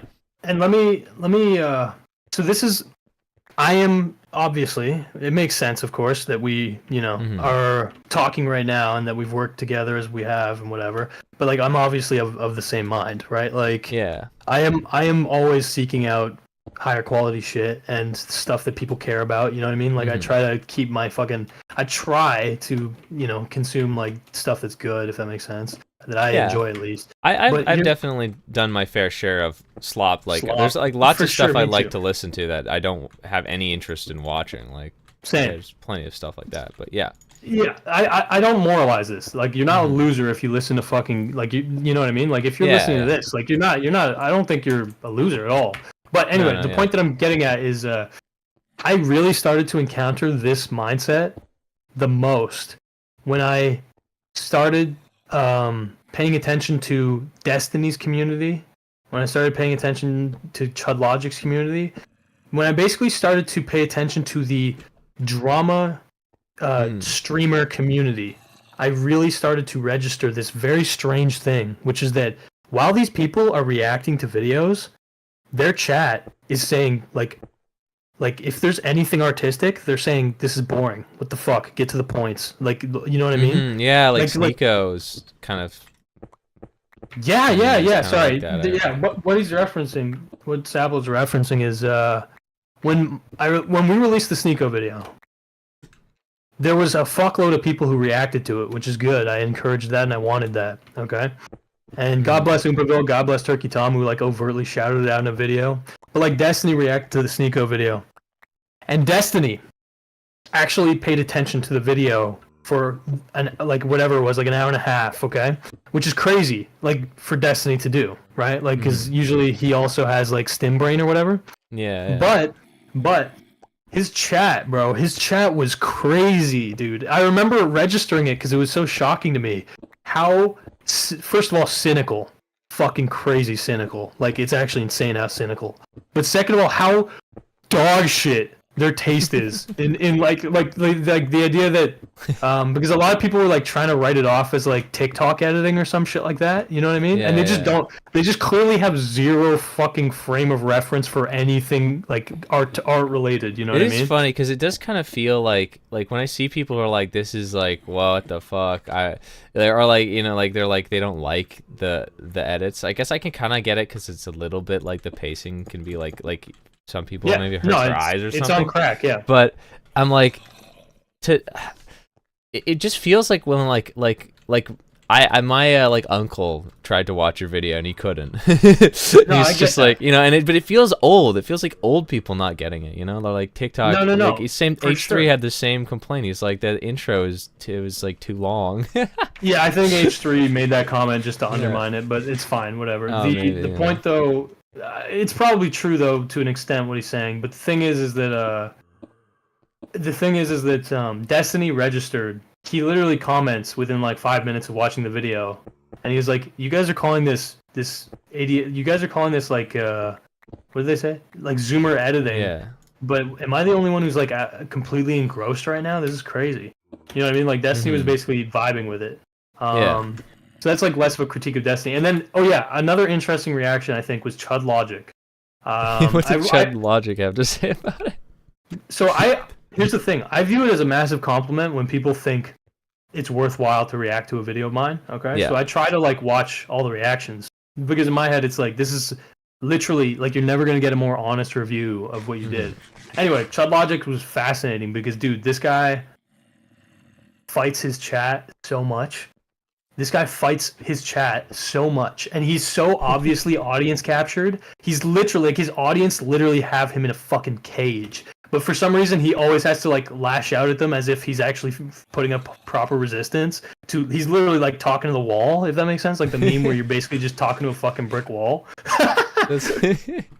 Yeah. Anyway, but the reason I mentioned that is because the entire Sneeko video, his chat was basically saying like, "Oh, this is soy. It's very soy." And Chud Logic, like, there was a point where Chud Logic was providing a lot of defense basically because his brain's not fully rotten. He was basically like, there's some points that I was making about like the way that Sneeko handles relationships with women and whatever, and Chud Logic was like, "Yeah, no, this is totally sound." And Chud Logic very much registered the hypocrisy angle. Like he was clearly all on board for like me showing Sneeko being a hypocrite.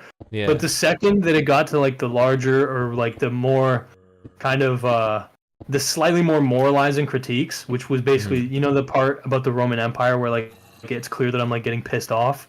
Yeah. So that part where I get to the midpoint and I go on this rant where clearly I'm pissed off. That was the intention, was for it to be a bit uncomfortable, and it's like, oh, whoa, this guy clearly gives too much of a shit, right? Yeah. And dude, it's crazy because Chud Logic had the exact fucking reaction that I was hoping people would have, okay? That is then supplemented by the fucking skit, right? But he had the reaction and he turned off the fucking video. He was like, okay, alright, it's getting a bit too soy for me. Like, dude, and I was like...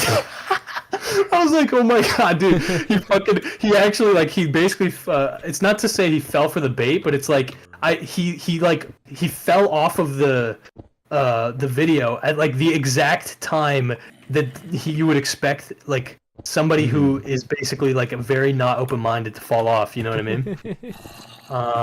Yeah, anyway, I don't know, it was interesting. Just starts talking about the Roman Empire. Alright. No, it wasn't that, it was about the gay stuff. He was like, okay, this is too soy. Like he's soy pilled now and shit like that. And I was like, dude, I'm not gonna lie. When I first saw that, cause he had the VOD or whatever on Kick, and dude, I was actually like, I had this like disgusting smile on my face. I was like, dude, that is fucking hilarious. Like of all the parts to lose him, it was the part where I was basically like getting pissed off about Sneeko being mean to gay people or whatever. But yeah, no, but yeah, sorry to try and loop that back. My bad. That type of viewer, the live stream viewer, the person who, and again, the clear thing is that they don't really give that much of a fuck, right? Another person, Papa Gut, okay, Papa Gut. I watched his reaction. And he had the same thing. So these are guys who a lot of the times they're like playing video games while they're watching shit, so they're just not watching, right? They're just not watching. And so these guys, literally, a lot of them would literally just skip, like unironically just skip past the skits and just get to the meat of the fucking content. I hate that so much. Okay, obviously I don't like it either, obviously. But like, again, just observing it is so fascinating to me because it's like, dude, that tells me so much about how your brain is oriented. It's actually insane. Like you are programmed so different from me. Like you need zero fucking like you just want straight to like the content, like straight to the fucking like no what's the word? No foreplay, like no vibes, nothing. You're just straight stim basically. No theatrics. Yeah. And again, this is another huge fucking thing on the current meta with YouTube. Pacing, bro. Like, yes, people who say that the Sneeko video's pacing is like aggressive, I get it because it is, and I made it that way consciously, whatever. But that is the kind of pacing that is incentivized on YouTube. Like, obviously, just watch a fucking Mr. Beast video, right? Yeah. The biggest sad thing to me, by the way, is that intros are super fucking like risky. Let me put it like that. Intros are very risky if they are slow. Okay? Yeah. So I think that's what killed the Cousins video. Yeah. And it makes sense, man. I understand it. I'm not like moralizing this shit, okay? Because it makes total sense. It's completely rational. If somebody clicks a video and they don't know if they want to watch it, they're going to figure out whether they want to watch it within like 30 seconds. But it's sad because obviously that like the old movie experience was that you fucking sit down at a theater and whatever this motherfucker made, you're gonna watch. You know what I mean? Like you have to experience it basically. And I hope someday that I can get to that point because first of all, that's a massive compliment that people are like, I trust you enough to just see what the fuck you can do and I will watch it. But second of all, that opens the door for so many possibilities of experience, right? Like those people are literally in your hand. Whereas with the Sneeko video, and I do think that it actually elevated the video. I do think that this was a constraint that I used to my advantage. Okay, like I like the stimulating aspect to the Sneeko video. It just created so much work for me, right? Yeah. But the thing is that with the Sneeko video, this constraint, like I knew that I needed to make the opening more stimulating. Like there's that whole sequence where I wake up and then there's the shadow person and all that stuff. Yeah. I basically halved the amount of time that had, and again, I think that made it better. But there's a lot of circumstances where not like if you're going for a slower vibe or if you're going for a more chill vibe, YouTube can like just completely undermine that, right? But anyway, yeah. That's pretty much what I've got to say about that. Yeah. The big thing that I want to lean back into is the cinematic content. So like the big competitive advantage that I have, I think, and it doesn't sound like a competitive advantage, and it really isn't, but it is technically. The big competitive advantage is that nobody does skits in their commentary videos. Commentary videos are standardized beyond fucking measure today. Okay? Nobody is willing to put the fucking time in to make skits for their damn commentary videos. And I do think that adding that component, okay? I do think that is, if it's not a competitive advantage, at least it like separates. It makes it a bit more unique, right? And so bringing that back. And here's the biggest thing, though, is that I'm like you, right? I don't care, in reality, about the... I shouldn't say I don't care. The points, the arguments, the hypocrisy, all this shit, is secondary to the experience for me, okay? The core of the experience for me is the theatrics, is the making me feel like this matters, making me feel like this is exciting, like this, like I don't know what's gonna happen, right? Like it's the unpredictability, and whenever I am stuck on a commentary video, injecting any kind of a weird schizo edit or some kind of a theatric thing that I know is like cool, that motivates the fuck out of me. And so I think I need to get back to that, because with the Clips channel, I've just like, I feel like I understand the meta so well that it just kind of crushes my soul, because it's so depressing how hollow it is. And so without stopping the Clips channel, I just think that I need to put less time into it, basically. And I want to put more time into, like, basically just completing main channel videos and, you know, getting back to the whole cinematic angle. Like with the next video with Gelante, I always want to evolve on some dimensions. And the big one that I want to evolve, there's two aspects. Number one is script writing. I need to get better at it. People watch the Sneeko video and they think like, this is absolutely genius, whatever the fuck's, like, how do you think of that, whatever. The answer is you spend like way too much time in Sony Vegas forcing shit to work. Okay? That's not good. Like, I want to have like a much more coherent script. And the second big thing is the videography. So like the quality of the presentation. I want to try and ascend it toward not saying like making it look like some kind of like a movie, because I still want it to feel like a YouTube video, but I basically just want people to watch it and be like, dude, this guy could make a movie. You know what I mean? Yeah. Anyway. Yeah. That's a long rant. No, that's good. We've got X-Master has been, a lot of people have been talking in the chat. Seems like about Pyrocynical a little bit. I don't know why. But X-Master was saying paid content is on another level. Basically, Patreon is like a private theater experience, kind of like Sam Hyde's Gumroad. And relevant note, Pyro often uses costumes and sets for his reviews. If Gokanaru wanted to dress as a robot while he was talks about Sneeko, it would elevate the content 100%. Yeah, I think the extra mile like really goes a long way. I really appreciate like Pyro's video essays. Like, I don't think they're very deep or anything, but I always like, they always do feel like love letters to whatever game he's like kind of covering. Yeah, without a doubt. No, Pyro. Well, that's why I respect Pyro, because he's a slop fuck, like, for sure, right?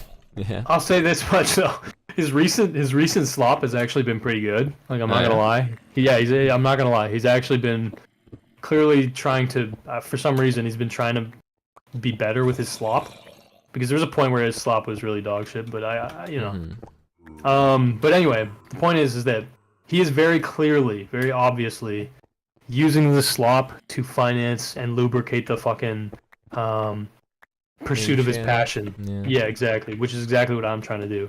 And that, bro, that is, in my head, that's so different from people who their main course is slop. Like, do you get what I'm saying? Yeah. Like, that's the difference between someone who basically will like diet a lot and then prepare a really elaborate and fancy meal like every now and then, versus somebody who will just eat Doritos every fucking day and only Doritos. Anyway, sorry, man. That's how I see it, though. But yeah. No, that makes total sense. I think. Yeah. As I die for the 45th time. Gokanaru are the best Minecraft. Next time you're on stream, we will have to do CS:GO. It's gonna happen. Yeah. Goka on the CS:GO. CS Goka.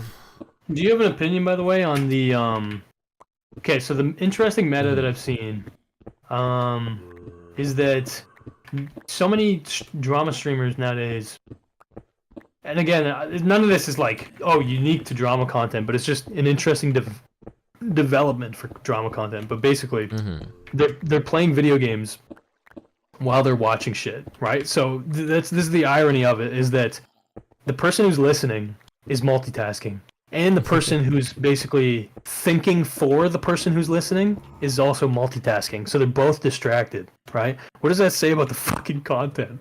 What's your opinion on that? It's probably fucking terrible. It just seems like, honestly, it's disrespectful to whatever they're watching, you know? Like, yeah, that's, for I sure, think, part of why someone like Asmongold is so successful with his reactions, because he's one of the few people who doesn't do that. Like, weirdly enough, he actually like just gives the video his full attention, which is actually kind of admirable, and I think I kind of understand why he's as successful as he is. He also is just a really good editor, but yeah, true, yeah, consistent and like good quality. Using the AI voice thing to talk on his behalf, fucking genius, Biz. No, that is a good. No, that's really. I honestly respect that a lot, because making it AI obviously makes it like easy in the sense you don't need a mic, right? That's smart, but it also adds like this meta character, which is the editor. So if anybody takes shots in the video, it's the editor. It's not Sap. It's not Asmongold. Asmongold doesn't even give a fuck. Dude, Elon losing a fucking Twitter debate to Asmongold is fucking crazy to me. Bro. He lost the gamers, man. How can Elon take so many L's? Because he's just... I don't even... Dude, that's such a rat. That's... The fact that Elon Musk is on the ground with drama YouTubers, basically. What a world we live in. Like, I don't get it. Like, it's actually a sign of dangerous decay, in my opinion. I'm not gonna lie to you, bro. Like, yeah. Like, that's probably some people say like he's in touch with the masses and shit. No, he's not. And it's like he's not. But he's molesting the masses, man. He needs to get away from there. Yeah, he's like sucking attention from them, I guess. Like he clearly is just so dopamine driven that he just wants attention. It's like self-destructive. It's not like... It's not productive. Yeah, he's not doing anything good. He's like fucking hurting himself every time. He goes on Twitter. He bought the platform that he went on just to basically fucking publicly stab himself multiple times every like 2 to 3 days on Twitter. Like, that's what he just does. It's like self-harm. He literally spent like $40 billion to buy Twitter so that he can like show off his like cutting scars in pictures. It's like they don't need that. Like someone needs to stop him. I think Twitter is horrible for politicians. They need to be behind closed doors thinking up evil shit again. Yeah, here's the big thing that I'll say is I do on a level. Like, what? Because this is the big dilemma in my head, is like, I respect that he is like interacting with people. Like, he does not need to do any of this, right? Like, he seems to, like, obviously he wants attention. That's a big part of it. But another part of it is definitely that he's like trying to have a dialogue, kind of, if that makes sense. And I respect that part of it. But he's also just so dense. Like, I don't know how to put it. Like somebody put it well, which is that most people with money, especially at that scale, they try to recede from the public, right? And it makes sense because when they're not in the public limelight, there's more mystery to them, and they're basically like they're less intimidating, but also like people complain about them less. Because obviously the more exposed you are to the public, especially if you have look, especially if you're the type of person who'll become a billionaire, like, you're probably fucking annoying. Like, I'm not gonna lie, like, I don't know, I feel like that's somewhat of a prerequisite that you're gonna, at the very least, you're not normal. Let's put it like that. Yeah, they're just annoying. And so most of them hide that shit from the public, whereas Elon's just like, dude, I'm the best. Fucking suck my cock. And yeah, that's definitely It's so bad, man. They need to be hidden, man. Dude, the whole like lying about the gaming thing, it's like, you know what it betrays is just the most insane insecurity. I can't imagine. Like, I can't imagine. It's gotta be peak gaming. I do think that Elon Musk, I think he's on meth. Like, I think he's on like some high disgusting amount of Vyvanse or some shit like that. Like, I don't get it. Like, what point do you have to be in your life where you're like so blatantly lying? Like, it's actually like it's not just embarrassing, it's concerning, because the thing that makes it concerning is that this is supposed to be like the #1 human on Earth on paper. You know what I mean? Like, the most valuable man on the planet. Yeah, I know. It's not. Oh, man. It's not just that the emperor has no pants or whatever the saying is. Like, the king, the politicians are liars. It's like, yeah, well, okay. It's like the people who are supposed to be the most rational people are literally fucking brain dead. Like, I don't understand how we got there, but anyway. Dude, it's so funny. It's funny. It's odd, but it's like I just want politicians to go back to being polite.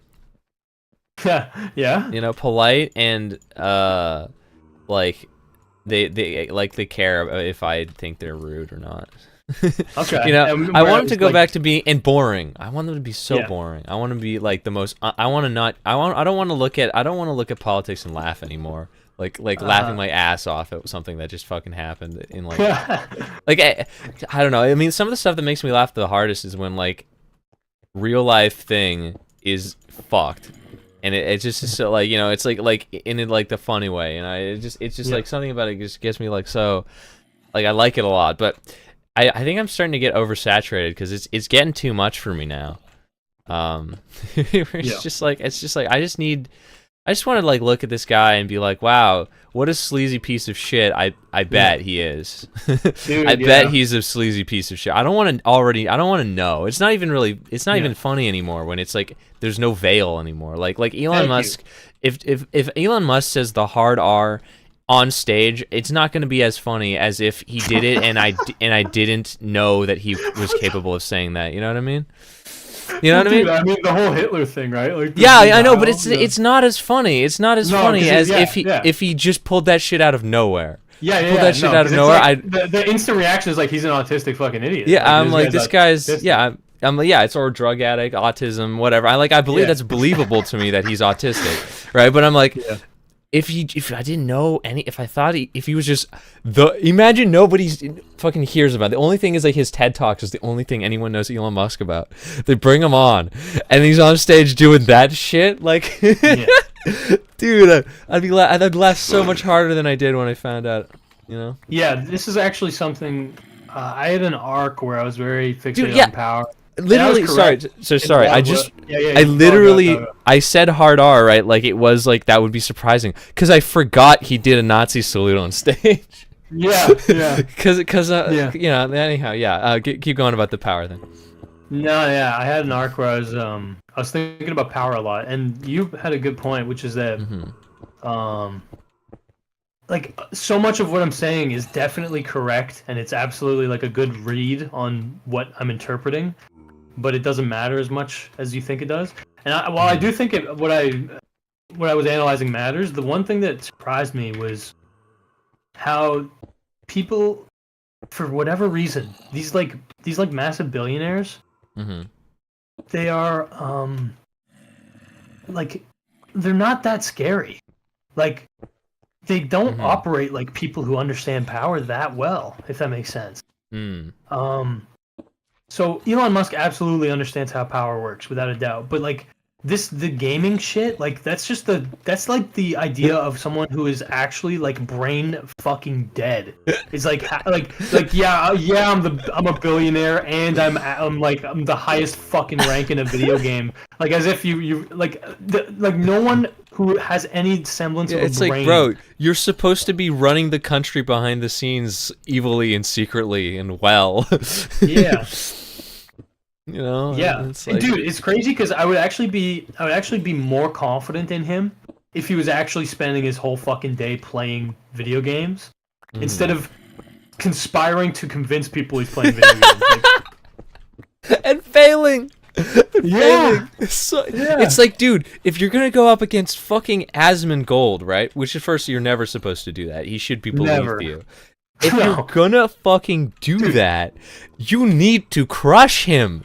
You need to destroy him. He needs to not exist anymore. Asmongold was even primed to suckle his PP. Like, dude, the guy was ready to suck on Elon's penon. He fucking literally was trying to avoid even acknowledging the subject, and then he fucking covered it because he has to. He's like the CEO of gaming, and of course he has to at least mention it. And he mentions it once, and Elon's in his DMs like some fucking like pissed off lover. And he's like, he has these editors, huh? What is that? Oh my god, dude, that's actually embarrassing too. Yeah, like he doesn't understand the meta of YouTube to the point that he thinks the streamer with no fucking like actual outside world has people telling him what to think, like a cabal of people telling him what to think. He lost to a guy who doesn't fucking brush his teeth. You know, like... Dude, the CEO of gaming has editors to make sure that he's not giving like the incorrect opinion on fucking World of Warcraft, bro. He has editors to fucking put. They don't even do that because he still says it. They just don't post it on YouTube if he does. It'd still get out there. You know, it's not even that level of security. It's so crazy.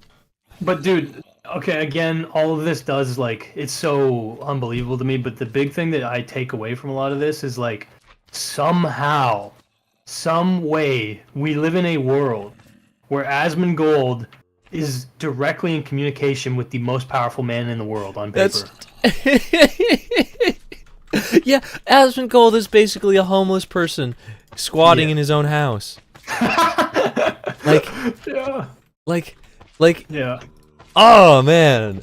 No, here's the thing. I get so it because Asmongold, from the lens of like Trump or Musk or whatever, like Asmongold is basically just a propagandist. Like he is. Like he's a simp for them, and you know whatever. He's like gonna ride the line pretty well.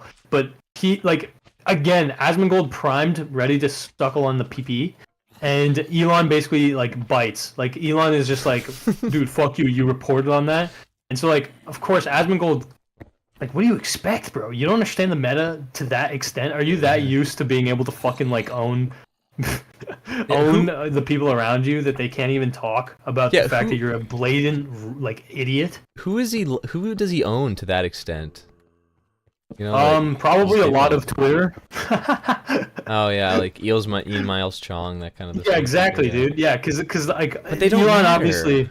No, but no, they do because here's the thing, like Elon has written off all mainstream media, and same with a lot of the Republicans or whatever. But there is a new media world emerging out of guys like the quartering. Okay, like somebody said this to me. Really, him? Dude. I wish I was joking. Believe it or not, the quartering. Holy shit. Bro, that guy, think about this.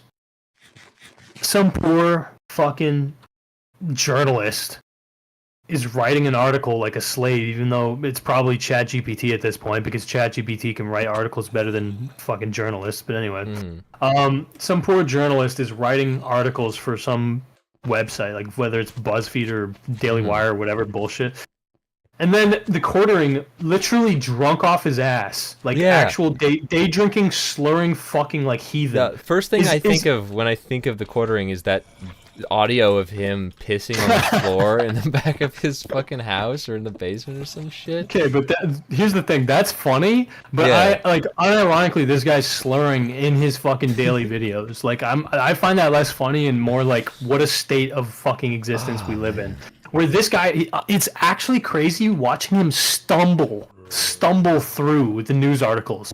He basically will literally read, regurgitate, not even digest, just regurgitate what a news article fucking says, and then give like the lowest IQ possible human take that he knows agrees with his fucking opinions. But guess what, dude? He's consistent. He does it 5 fucking times a day, and so he makes millions of dollars a fucking year pumping this garbage out. It's actually one of the most blackpilling things that I've seen. The fact that someone who is so brazenly careless and fucking not cognizant of what they are even saying or reading is able to succeed at such a high level. It fucking makes me sick. But anyway. X-Master says, the quartering operates similarly to another fellow article writer, Ethan Ralph. Yeah, goddamn.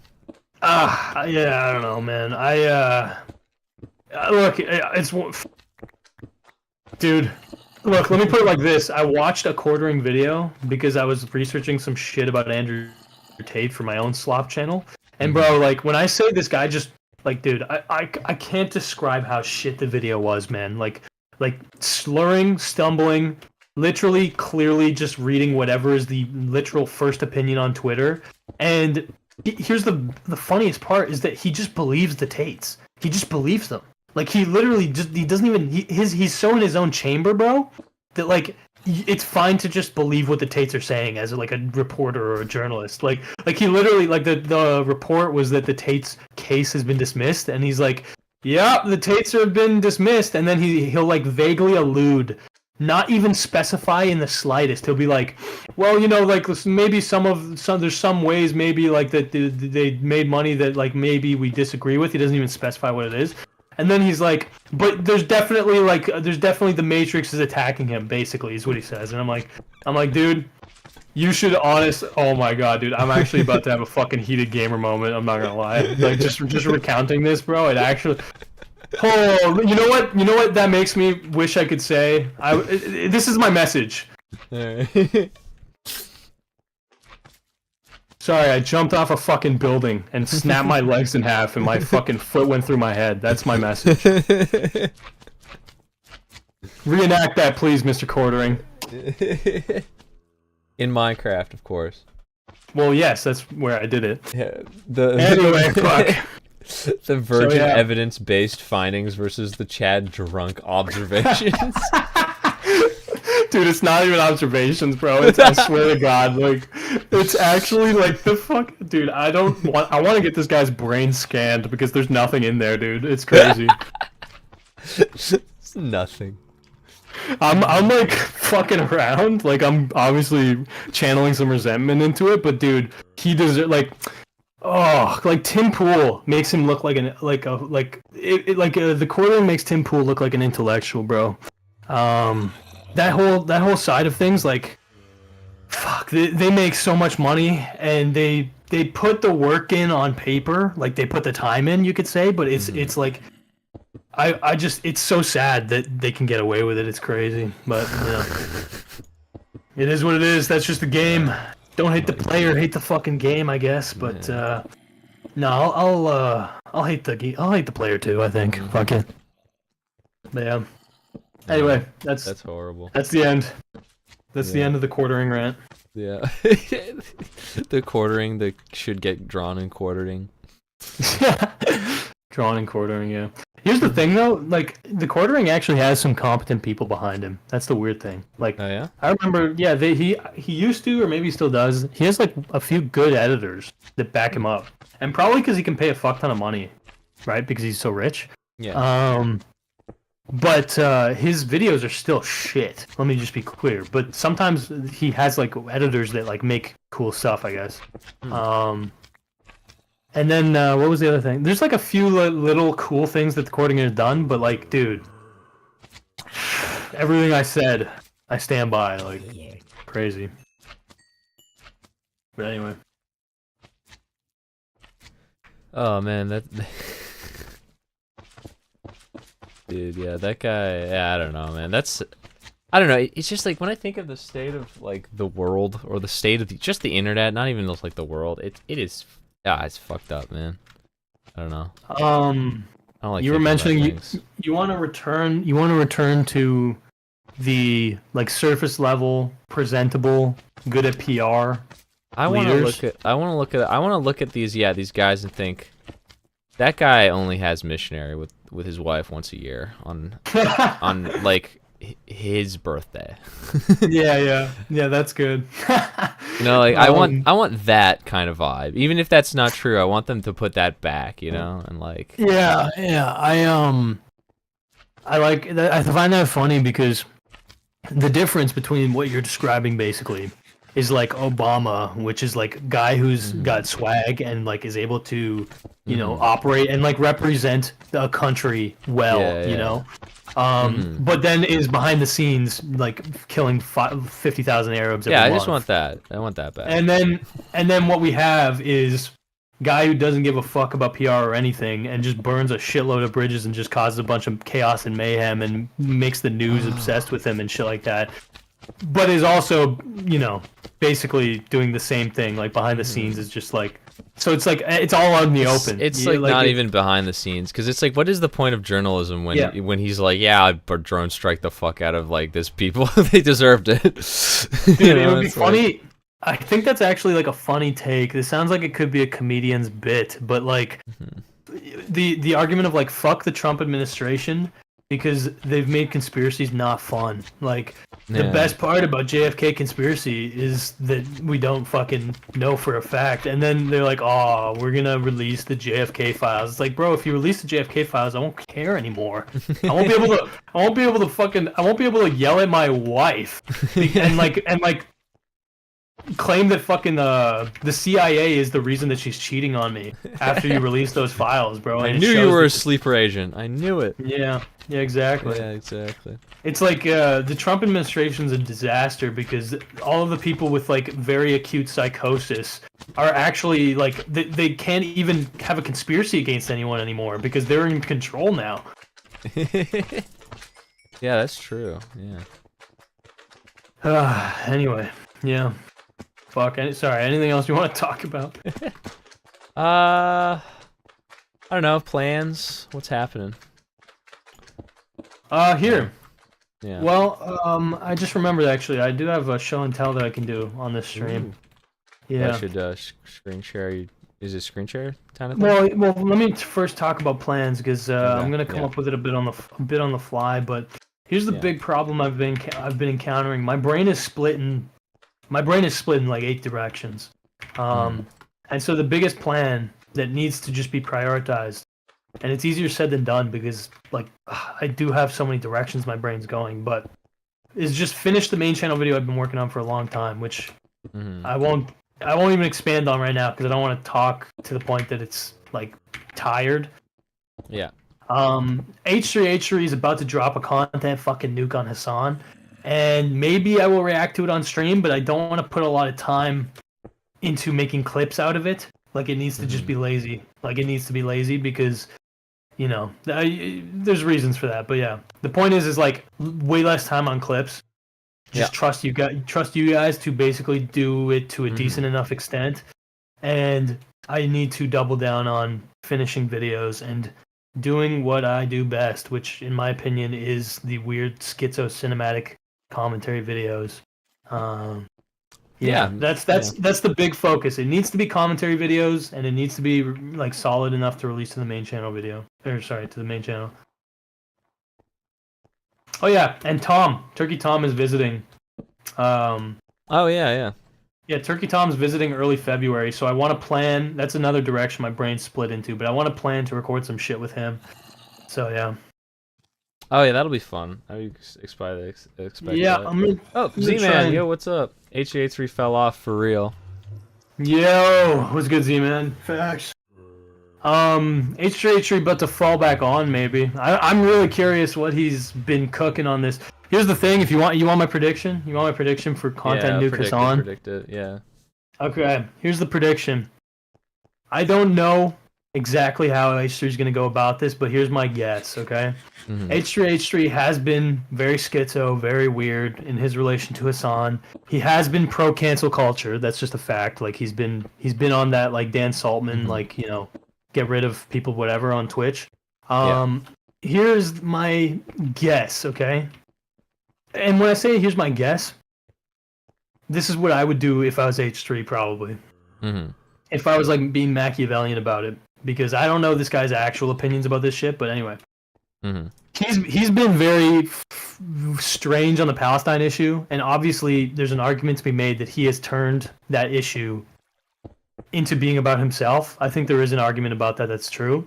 And so what he's going to do is he's going to turn that on its head, and he's going to basically do a character assassination on Hassan, number one, okay? Like he's going to smear him, his general character, probably use a lot of Willie Mack talking points if I had to guess. And he is also going to have a extensive segment where he establishes overtly and through subtle statements that he is pro-Palestine. Okay, like he is very much for Palestine. He'll probably mention that he is just, you know, worried about Israelis and shit like that.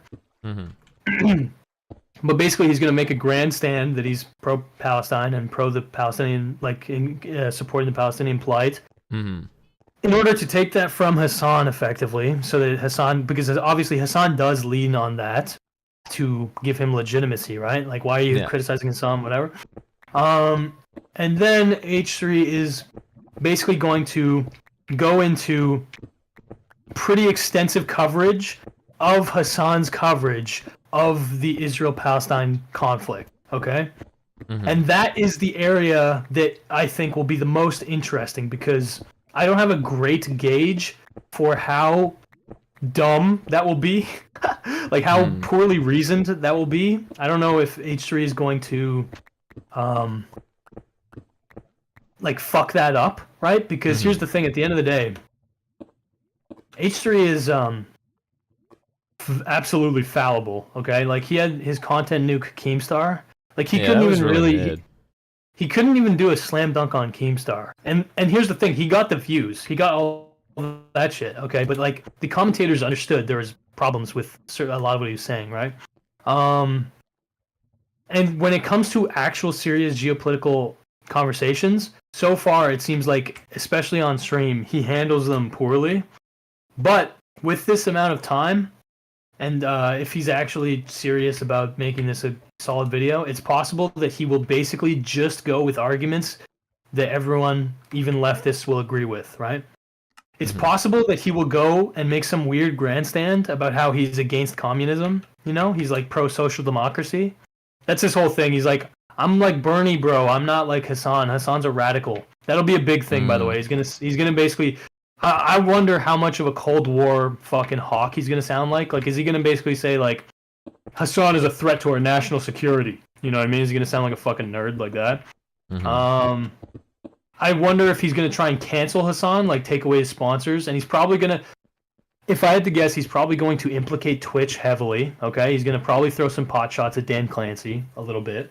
By the way, if H3 was smart, if he was strictly trying to do damage to Hassan, I think he would just focus in on Hassan, personally, but I think he will do pot shots at Twitch. He will take pot shots at a lot of the orbiters of Hassan, so Denim's, fucking Frogan. And something that I don't think will happen, but I'm bracing for, is for H3 to do a speed run of countering a lot of the popular critics, okay? And so there was that one girl, what's her name, Mika, I think? But anyway, she fucking made a bad video. She did make a bad video. It was bad. Bad commentary video talking about H3. Okay. And I think in it, she mentioned my video, okay? She mentioned my video. Oh, I feel like I saw a clip or something. Yeah, she mentioned my video saying it was good. And H3's response was that video was dog shit, basically. He kind of like gave me some respect or whatever, but he basically said it was dog shit. Which is not respect. He basically overtly undermined it and, you know, tried to discredit it, and then does what he always does, which is like said, yeah, but he's cool. He's a cool guy. We're good friends, whatever the fuck. But anyway, the point is, I think that H3 is possible, could take a shot at that video, at the Death of H3 video, as like a way to try and frame it, I guess, as something that should be written off. Which obviously at this point, nobody's even using it as rationale for H3, like the reason that H3 is like a dumbass now, right? So I don't think he will do that. I don't think he wants to draw any attention to that. But it's possible. If I'm gonna think for myself, I think it's possible to do that. But yeah, I won't lie. I am intrigued, because here's the big thing. Like, I basically was. Oh man, I was when H3 and Hassan's relationship first dissipated, or like just got destroyed. Okay, a lot of people were farming it, and a lot of people were basically saying like Hassan's such a piece of shit and all this stuff. I think they were never close friends, but whatever. That's, you know, maybe H3 will prove me wrong in this video. He'll show how good of a friend he was to Hassan or some bullshit. Sure, maybe, but I decided to take the counter narrative at that point, and instead of focusing on their personal relationship, I used covering their relationship to talk about Palestine. Basically, I was like, this is, you know, because honestly, it was stupid, to be honest with you. I'm not gonna lie. Like, I got a big fucking like ick. I got an ick from H3 leaning into the whole relationship falling apart while the fucking conflict was happening. Which is now over and done with. It's not happening anymore. No more conflict. It's over. No, I know that's the I get it. But the thing that look, that is real. I agree, right? But the thing is that like as this shit was breaking, for some reason, so many people were more invested in H3 and Hassan's relationship than any of the fucking reality. You know what I mean? Like I've said this before, but it was almost like they used it as a fucking backdrop for their soap opera. It's fucking annoying, but anyway. And so that's why I really wonder if H3 will take a hard stance against Israel, if H3 will actually talk about the conflict, or if this is basically just going to be Hassan fucking hysteria fixation fuckfest, if that makes sense. And if I had to guess, I think it will be more so Hassan hysteria fuckfest. And if he does cover the Israel-Palestine stuff to a convincing extent, it will be mainly to take that argument away from Hassan, right? But yeah, anyway, that's my take. Yeah, it is kind of odd. What like when I see like Hassan, like I don't know, like I just think of like when it comes to like when I hear like Destiny's like big thing with him is that he like doesn't do anything with his platform. Like he like underutilizes it or whatever. Yeah. I don't know. I do find it like does he make videos? Hassan? Yeah, like. Yeah, no, it's just clips. He doesn't make videos. He's not a video maker. Yeah, so it's like H3 is gonna drop the content nuke, and is he just gonna react to it live? Almost guaranteed. Except he might not even react to it. He might just like that's the thing. Hassan really handles these things really shittily, dude. Like he is bad at taking criticism. Like that's a fact. So is H3, but that's another fucking opinion for another day, man. Like there's lore to the H3 rabbit hole, man. Doesn't really matter, but the point is that these guys like they don't really handle criticism that well, and Hassan especially handles it like a dumbass. Obviously, you can say this about all these guys. Like Destiny handles criticism like dog shit as well, but Hassan. I just wish that he tried to have a dialogue with the commentary guys. Because here's the thing, a lot of the commentary guys do come at this shit like completely politically blind. Like they come at it like actual dumbasses. Like I'm just gonna be dead ass. And they kind of hide behind the veil of like I don't give a shit about politics. This isn't political. You're just a dumbass. But it's like yeah, bro, you're using the fucking Israel-Palestine talking points.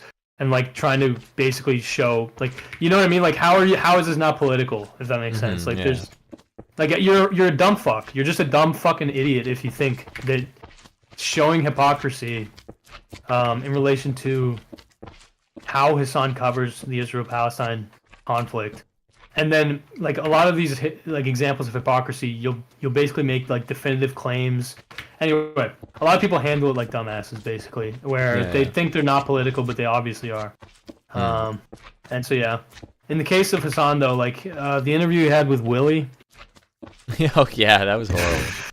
Dude, I have never listened to a more painful conversation. It's actually crazy, because they were obviously talking past each other, but at least Willie was like, I don't know, he was trying to, like, focus Hassan on the video, but Hassan was like, what are you, an autistic fucking idiot? Like, we're talking about Israel-Palestine, aren't we? And then when Hassan realizes it's about, like, a commentary audit, he's just like, you're a fucking loser, basically. So, yeah, Hassan does zero outreach to commentary, and that basically allowed Destiny to swallow that void, but is what it is.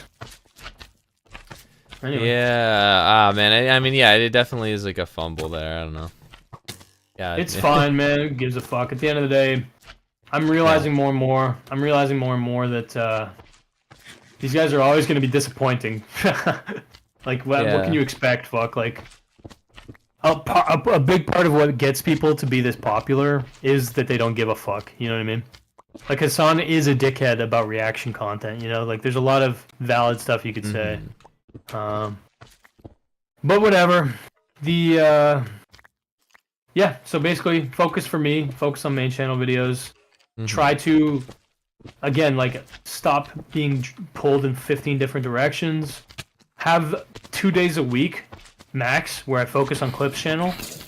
And try to do more interviews because I've found that doing like the daily slop basically summaries of what has happened, like summarizing dramas, is just annoying, and I honestly think it's a waste of people's time. Like, I don't know. Yeah, I think interviews is like a thing just that nobody does in the slop kind of vein. Like nobody does slop interviews, so I think that well, that podcasters do, but yeah, in yeah, but it's commentary, not no. like framed in the commentary like the sphere, Yeah. so it's kind of like a new thing. I think there's some novelty there. Yeah. Anyway, yeah. So I'm gonna try to focus max 2 days a week on stream and clips, and focus on main channel. Try Is to it time to get back to the gulag? Says yeah. Anthony. It's always been time for the gulag. I try to hide from the gulag. I try to run, but unfortunately, the fact of the matter is that I belong in the fucking gulag. Like, you actually never left the gulag. Whole time. I did leave the gulag, but the thing is that like I'm back to where I started. I'm back to where I started, man. I'm fucking irrelevant again. Anyway. I don't think it's the same. The Clips channel is like at a different level of, I think. No. I'm sorry. I'm being cynical. I've talked to you about this, but like we absolutely have evolved, right? Yeah. So like when I dropped the Sneeko video, the Clips channel, oh man, I could go on about it, but like basically it wasn't taken advantage of initially. You used Gokanaru Plus to upload that White Rabbit thing, when in reality the Clips channel should have been used for that. Then Gokanaru Plus gets fucking nuked by YouTube, which is a massive, like, unfortunate waste of time that would have been worthwhile, but now it seems like we might never fucking get back. Yeah. And so, but at the end of the day, we are stronger than we ever have been before. Like, I think that's just true. Like, and again, the reason we're stronger is not because we're more popular. It's because we have more systems, and we have more, like, a better understanding of where to, and how to operate going forward, right? So. Yeah, and I don't know, yeah, because it's just like I kind of forgot, but yeah, there was the Christmas video that dropped, and oh man, 4K views is that's pain. It's fucking painful. that's okay though. It's annoying because your streams, which get more views after they're uploaded than the fucking Christmas special that is well edited and yeah, but. Yeah, I'm not too worried because I understand how it works, and I've understood this for a while. I basically uploaded these Christmas thing because, like, when else would I upload it? Like, I wanted to upload it to Christmas, mainly because it belongs as an upload for Christmas. But the other big reason was to test and see if there's an audience for that stuff already there. And the answer is just no. The answer is just no, which is fine. But again, it just confirmed my assumption, which is you need momentum and you need swag to get away with uploading fun content like that. You need the momentum. And so how do I get momentum? I have to grind my nose at doing commentary videos. And can I do that? The answer is fucking 100% yes. Will you be dropping another, like, so here's this, next main channel big project is out. Will the fun videos be released after that? Here's the thing. Yeah. After the next main channel video, there will be an upload every 2 weeks. Oh, okay. There will be an upload every 2 weeks, and you might be asking, how's that possible or whatever? The answer is there will be an upload every 2 weeks, or we're gonna run out of reserve fun content. Does that make sense? I see. Yeah. So basically, there will be, assuming I upload this year, which I will shortly, in fact, but. Once I upload this year, there will be a guaranteed 10 videos this year. Does that make sense? Okay. Yeah. Yeah, so it's 2 weeks, and then it's like either we catch up or whatever. Well, sorry. What I'm saying is every 2 weeks in the sense of I upload the video I'm working on right now, and then in 2 weeks, if I don't have another commentary video ready, which I'm going to try to, but if I don't have one ready, then I dip into the reserve of fun content that we have. I see. Z-Man says cap. Yeah, that's fine. No, I get it. My words mean nothing. They just have to be proven in my actions, which is fine. But yeah, that's pretty much the plan. You want to see the see the fun? Yeah, I'm gonna disconnect. Let's do it. So you're gonna screen share it? Yeah. All right. I will move it to this. All right. Well, when you got it up, just let me know. Okay. Actions speak louder than words. Yeah. Yep. I'm excited from that when the action happens. I don't like when like I don't do anything, or like, you know, when I don't have anything to show for like my efforts for a long amount of time. It makes me unhappy. I get that, and I feel that way with the Clips channel because there's two reasons. The Clips channel does not even get rewarded. Honestly, it doesn't make enough to justify it yet. No, yeah. But the other thing is that the videos are hard to be proud of, and they have no staying power. So yeah. But even if I think that the Clips channel, like, there's some really good videos on there, it's like, you know, that's not the name of the game. Like, we're kind of doing it wrong if we're. Anyway, you get what I'm saying. Here's the thing. I want your reaction to. All right. Let me change it to. Okay, so I'll screen share and stream it. Sure, or I can watch your stream. I can watch your stream if you prefer. I mean, I think I can do both without it being a big deal. Okay, do that. Here, I'll just download it so it's not like using as much internet, and then I'll screen share. Okay.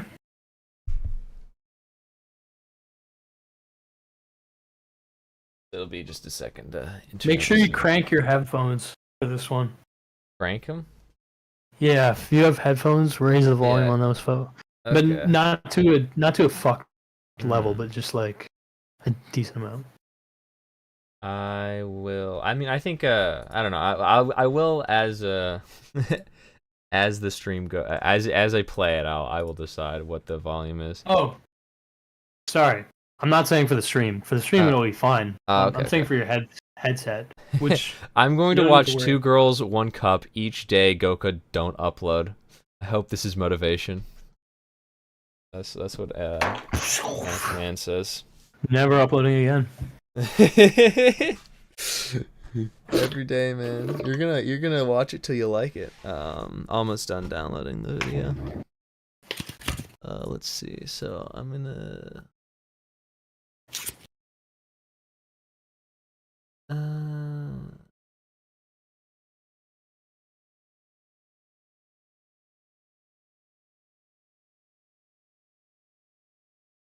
Okay. So this one right here. The window. All right. Yeah. Oh, we just got the window right now. Is just gonna be chat for a second. How much must we donate to get you and Goka to watch 2 Girls, 1 Cup? Don't. $40. Not. Don't give them a number, man. I don't need to see that today. I mean, we can't stream it, but I'll watch it. I've never seen it. You've never seen it? I saw like 4 frames of it, and then I felt like puking, so I stopped. I understand the entire concept though. Like, it's been explained to me in detail. Yeah. It's One Guy, One Jar is harder to watch for me, I think, probably. I've only seen the start and only the end on YouTube. They cut out the middle part. That's crazy. That's a crazy sequence. Because that right? the middle part is the painful. Sorry, I should say. Yeah. The middle part is like that's when you feel like that visceral like oh. Anyway. All right, I'm gonna just okay. Turn you down slightly on here so I don't get ear raped, and then Windows capture. We're capturing. So this is some exclusive Gokanaru video. Yeah, I whipped this up. In a few hours for someone who goes to the studio. I don't know if you've even met her. I think you have met her, but maybe. I was impressed with myself because this is a very tight. This is a minute and a half, and this is I just impressed myself because I found the perfect song. And dude, when I say the footage I was given was was not good, I was given very bad footage, and I made it work. And so yeah, I figured this is probably something you might enjoy seeing. All right, Love Letter to My Rifle, Goka no subs, so edited by you, shot by someone else. Let's hit play. In restless dreams, I see that town. You promised you'd take me there again someday. You've got just a black screen on stream. You never did. Oh, I do. I wonder why it's a black screen. What's going on? Does it not stream? Okay, I'll just do display capture instead. I guess it doesn't it display. Yeah, now it's working. It just doesn't seem to display when selected. All right. 3, 2, 1. In my restless dreams, I see that town. You promised you'd take me there again someday, but you never did. Well, I'm alone there now,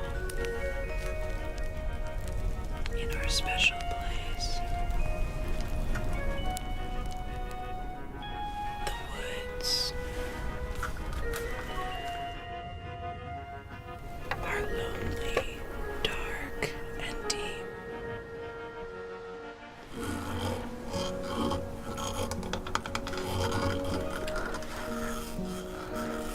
But I have promises to keep.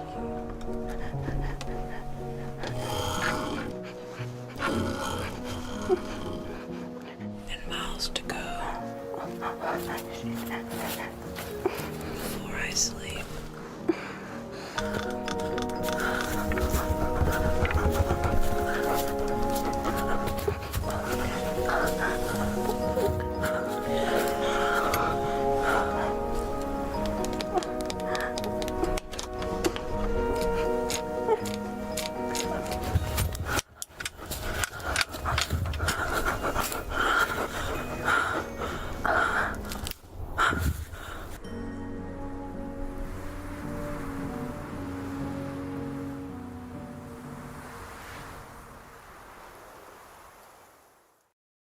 Yeah, that was Alright, pretty we'll do- sick. I like that. Okay. That's a vibe. It's a weird ASMR video, that's for sure. Yeah. So what exactly is this? Z-Man says this is a vibe. Is this an intro? Hard as fuck, no glaze. So what is it? What was this? You got like commissioned to make this by someone or at the studio? Yeah, basically. Yeah. The I think it's just supposed to be like artistic or whatever the fuck. But basically, they had an idea, you know, which is basically like ASMR woman does like a personal poem to their rifle, and then it kind of cuts from that to someone being hunted down effectively. And that was the entire idea basically, right?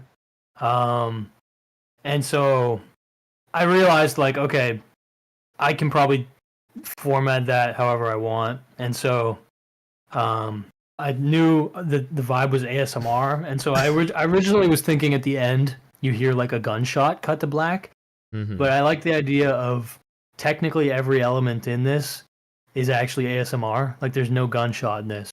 Yeah.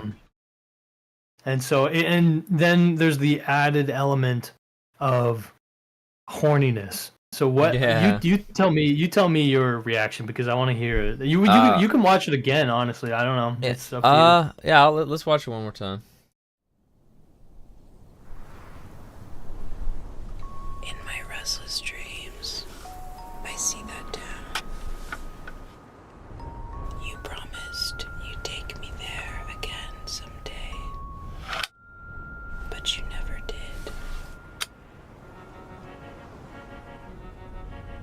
Well,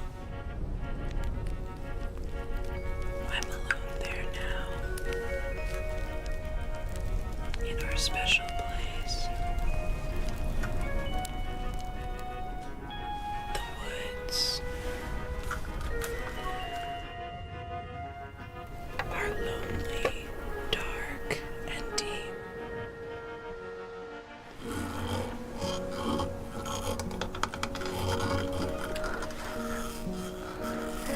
But I have promises to keep.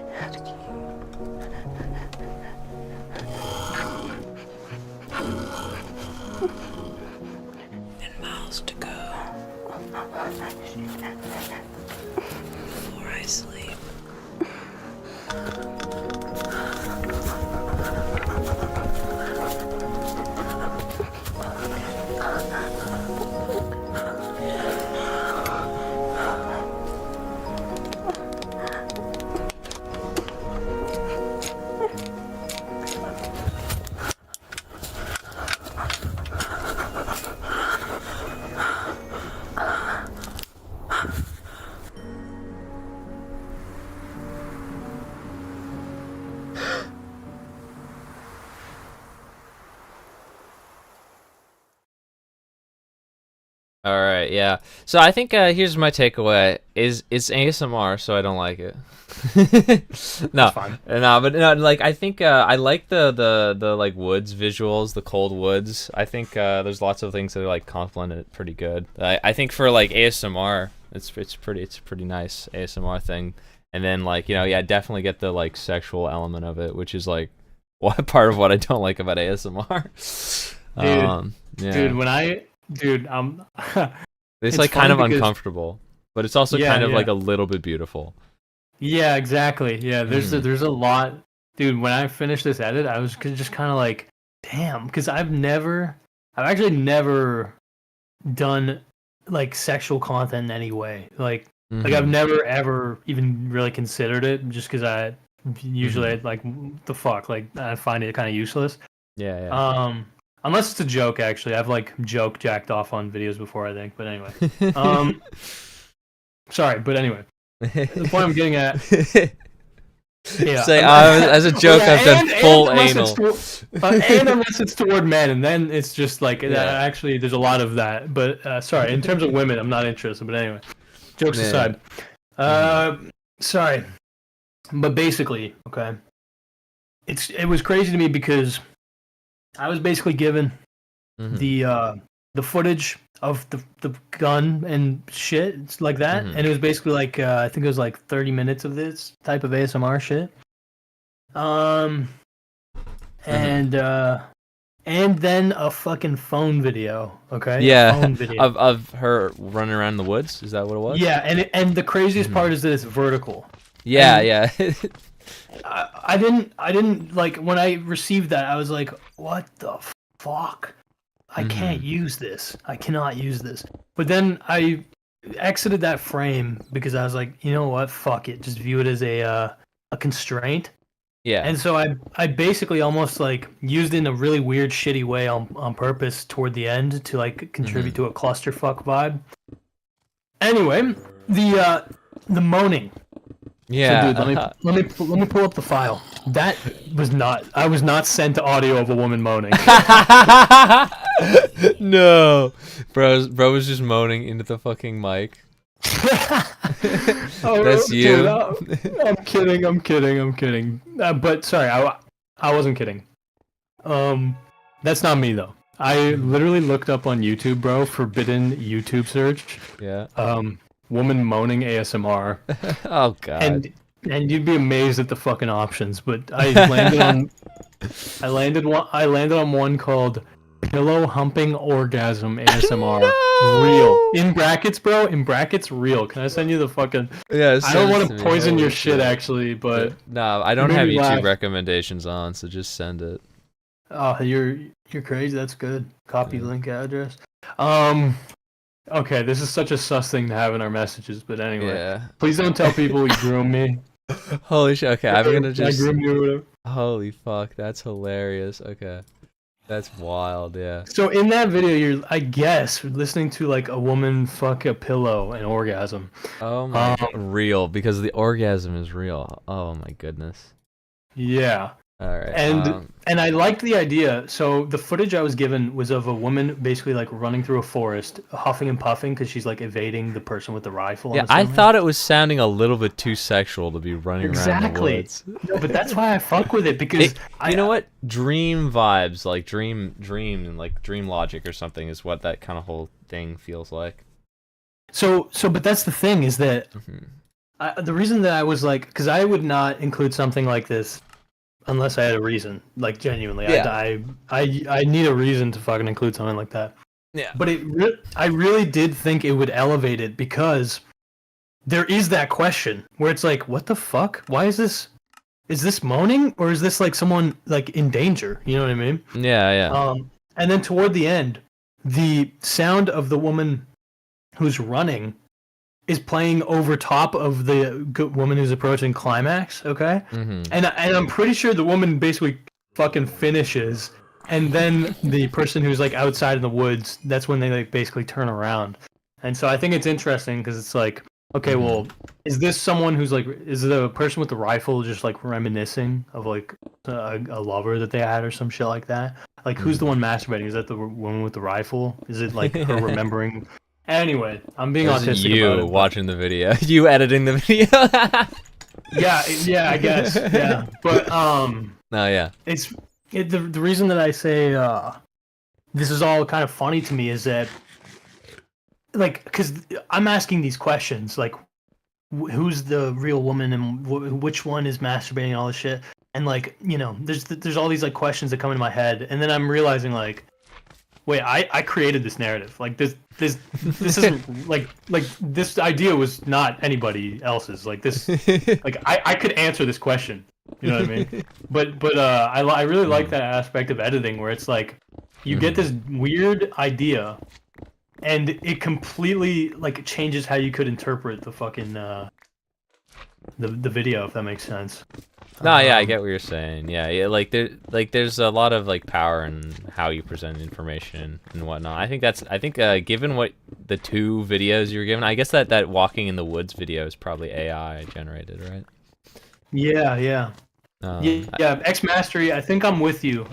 So like, one is like her masturbating, reminiscing, like the past love or something, and then the other, obviously is the past love getting killed. So yeah. Anyway, I don't know. I might I don't know how, but maybe I could incorporate this into a video somehow at some point. Maybe, yeah. So what was this for? It was like a presentation? Like what was why art exhibit. Some kind of art exhibit. Oh, okay. Oh. The woman Teresa, she's an artist, local artist. I went to her studio. You didn't meet her, did you? No, I don't think I did. Okay. Anyway, I went to her studio, and she's a visual artist, and so she was naked the whole time. No. Yeah. But anyway, I'm pretty sure she had never edited a video. I guess that makes sense. Yeah. And dude, when I saw the footage, like, let me just put it like this, like, I liked the idea. I thought it was a cool idea, interesting idea. I knew it would be easy for me, and I knew that for her to try to do it, it would probably take 5 fucking days, and it would not be terrible. Good. Yeah. It would be brutal, which is not because like it's not a matter of like intelligence or anything like that. It's literally like if you've never edited a YouTube video before and you have vertical fucking footage with like like you're fucked. Like you can't do that. Yeah. Oh man. Anyway, but yeah, I thought you'd find that interesting. I impressed myself because I just really like like a good little short film almost. Sort of like I really like the momentum of it because it's very. Someone said dreamlike. I think you did. That was me. Yeah. No, I actually agree. Like it's kind of mesmerizing. It's almost like she's like reading out a poem or something. Well. Yeah, I think it's a Silent Hill quote. Or something like that. And then,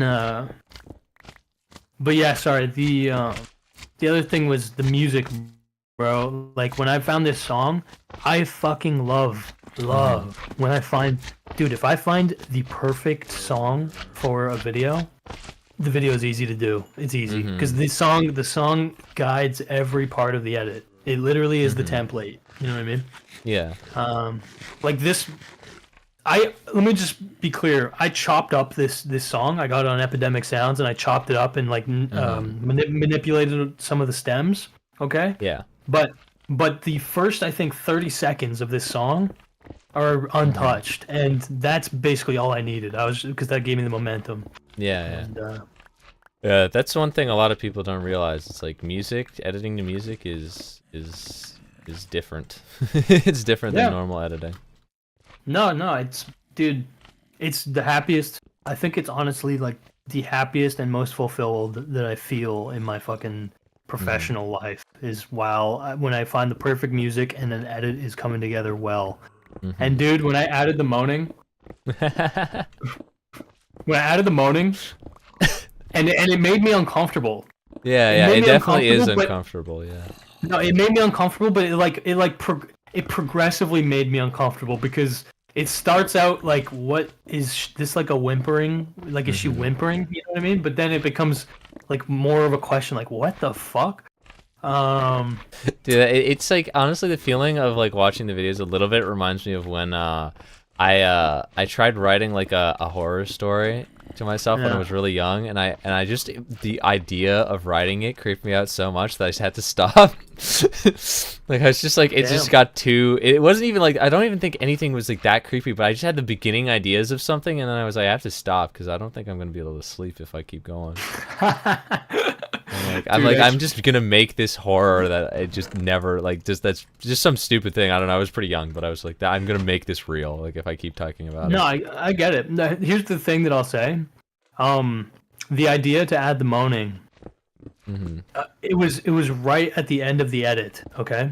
So you know how like someone will create a fucking painting and then they'll add like a splotch on purpose to fuck it up. That's basically how I viewed it. You know, like basically video that's totally watchable, no weird vibes aside from the obvious like killing thing. But then I added that and then basically like made it less comfortable to look at. Yeah. But the reason I did it was because if you skip to what is it? Skip to like 1 minute in. All right. Me. Almost sounds like Harry Potter music, actually. 1 minute. Yeah, in, it's very whimsical, yeah, but it's also like kind of distant.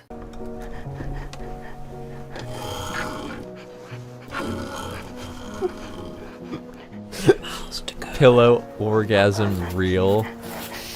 Dude, don't you love that, dude? Look, if I'm nothing, man, I'm at least like, I just get so much novelty out of such stupid shit. Like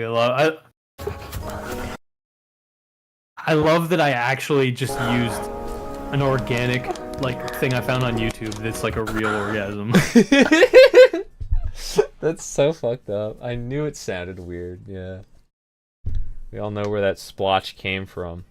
Bro, X Mastery with the audio jungle. He's like, yeah, instead of cutting the silence at the point of the climax, play an audio jungle sound. Audio jungle, yeah. Play a foghorn and a fart plus reverb. Yeah. Sorry. So the moment I wanted to draw your attention to is let me see. Yeah, 120. She starts caressing the rifle, okay? And when I was watching it, there was such a fucking strong sexual energy from that. And you can see that like her mouth is kind of open. Yeah. And I was just kind of like trying to find if there was any kind of sound effect that would work in the context of like just one moan, like she moans basically. But I realized when I found that sound effect, and it sounded so perfect, bro, because it's real, you know. Anyway, I basically realized if you make it escalate over the course of the thing, it makes the climax of the actual video, like when it cuts to silence, it makes it hit harder. Yeah. Who is this girl? It's Teresa. She's an artist in my area. Oh, another reason I think it was easy to do this edit was because her look is good for this, if it makes sense. Yeah, she does look like she would do ASMR. Yeah, well, it's not just that. Like, so she's got like this. Yeah, like the color of her shirt is the same color, kind of as the. It works color wise for like the wood scenes and stuff too. And it's like a peaceful looking, like almost innocent looking shirt, but then she has all these tattoos and shit and like rings and fucking finger piercings. Yeah, no, it's her aesthetic. Her aesthetic definitely blends well with it for sure. But what the fuck is rifle ASMR? Don't worry about it, Zeph. We're in about too to deep awaken now. your third eye. We're about to awaken your third eye, bro.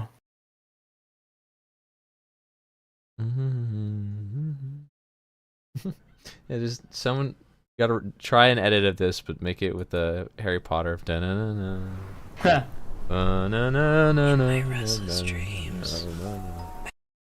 Is it bolt action though? It is bolt action. Let me hear that reload. Now here it is, yeah. But you never did. Beautiful reload.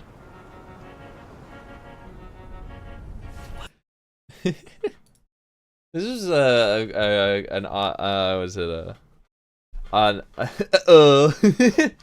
nice like I guess you could say a little mini project for you to get there.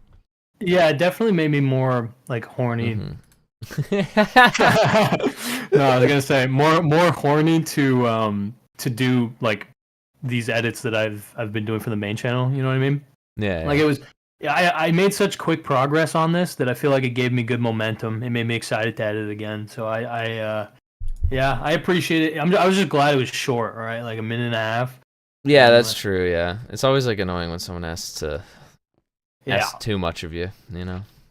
Oh yeah, I know, man. I know. I get you. The I don't know if there was anything else you wanted to add about this, but I was gonna ask you a last question, I guess. Go ahead. I was talking to a pretty big YouTuber recently. He's a good guy. He reached out. Like we had barely ever talked, and he seemed to reach out of kind of genuine concern or like wanting to touch base. Anyway, and he was basically telling me I should not escape the drama sphere. I should escape the drama sphere. It's holding me back. It's limiting my reach. It's more stressful. It's not worth it, basically. Do you have a gut opinion on that? Yeah, I mean, yeah, okay, I would have to say it's probably right. Like, I don't know. Because it's like, when I was, like, really, like, actively posting, like, daily on the channel, I felt pretty bad, like, creatively. Like, you get rid of, like, there's no creativity to be found in, like, a slop channel. I think, so I can agree with that. And then it's like, as far as your particular talents go, like, you should not be editing, like, daily slot videos. You should be making more short films like that. Like, you know, like, if you want to make, like, movies long term, it's like, you should make short films, right? Like, you know, like, the guy who made, like, Happy End, like, that Japanese movie we watched at TIFF, it's like, that guy made, like, 5 short films, and then he made a movie. It's like... it's like a place that it's like you could should be focusing on is stuff that you can build like narratives off of and like work on storytelling, and it's like you can obviously do that within the confines of drama commentary stuff, and it's like, and it's really interesting and cool, but it's like a daily slop channel those are unworkable conditions. Yeah, I agree with that. But this guy was saying in specific with the main channel, he was saying, he's basically saying like, you should make it less like it's a hit piece and more like it's holistic. He was basically saying the fucking H-Bomber guy meme, which is like, make it about a grander critique, but include a little bit of spectacle drama. What's your gut reaction to that?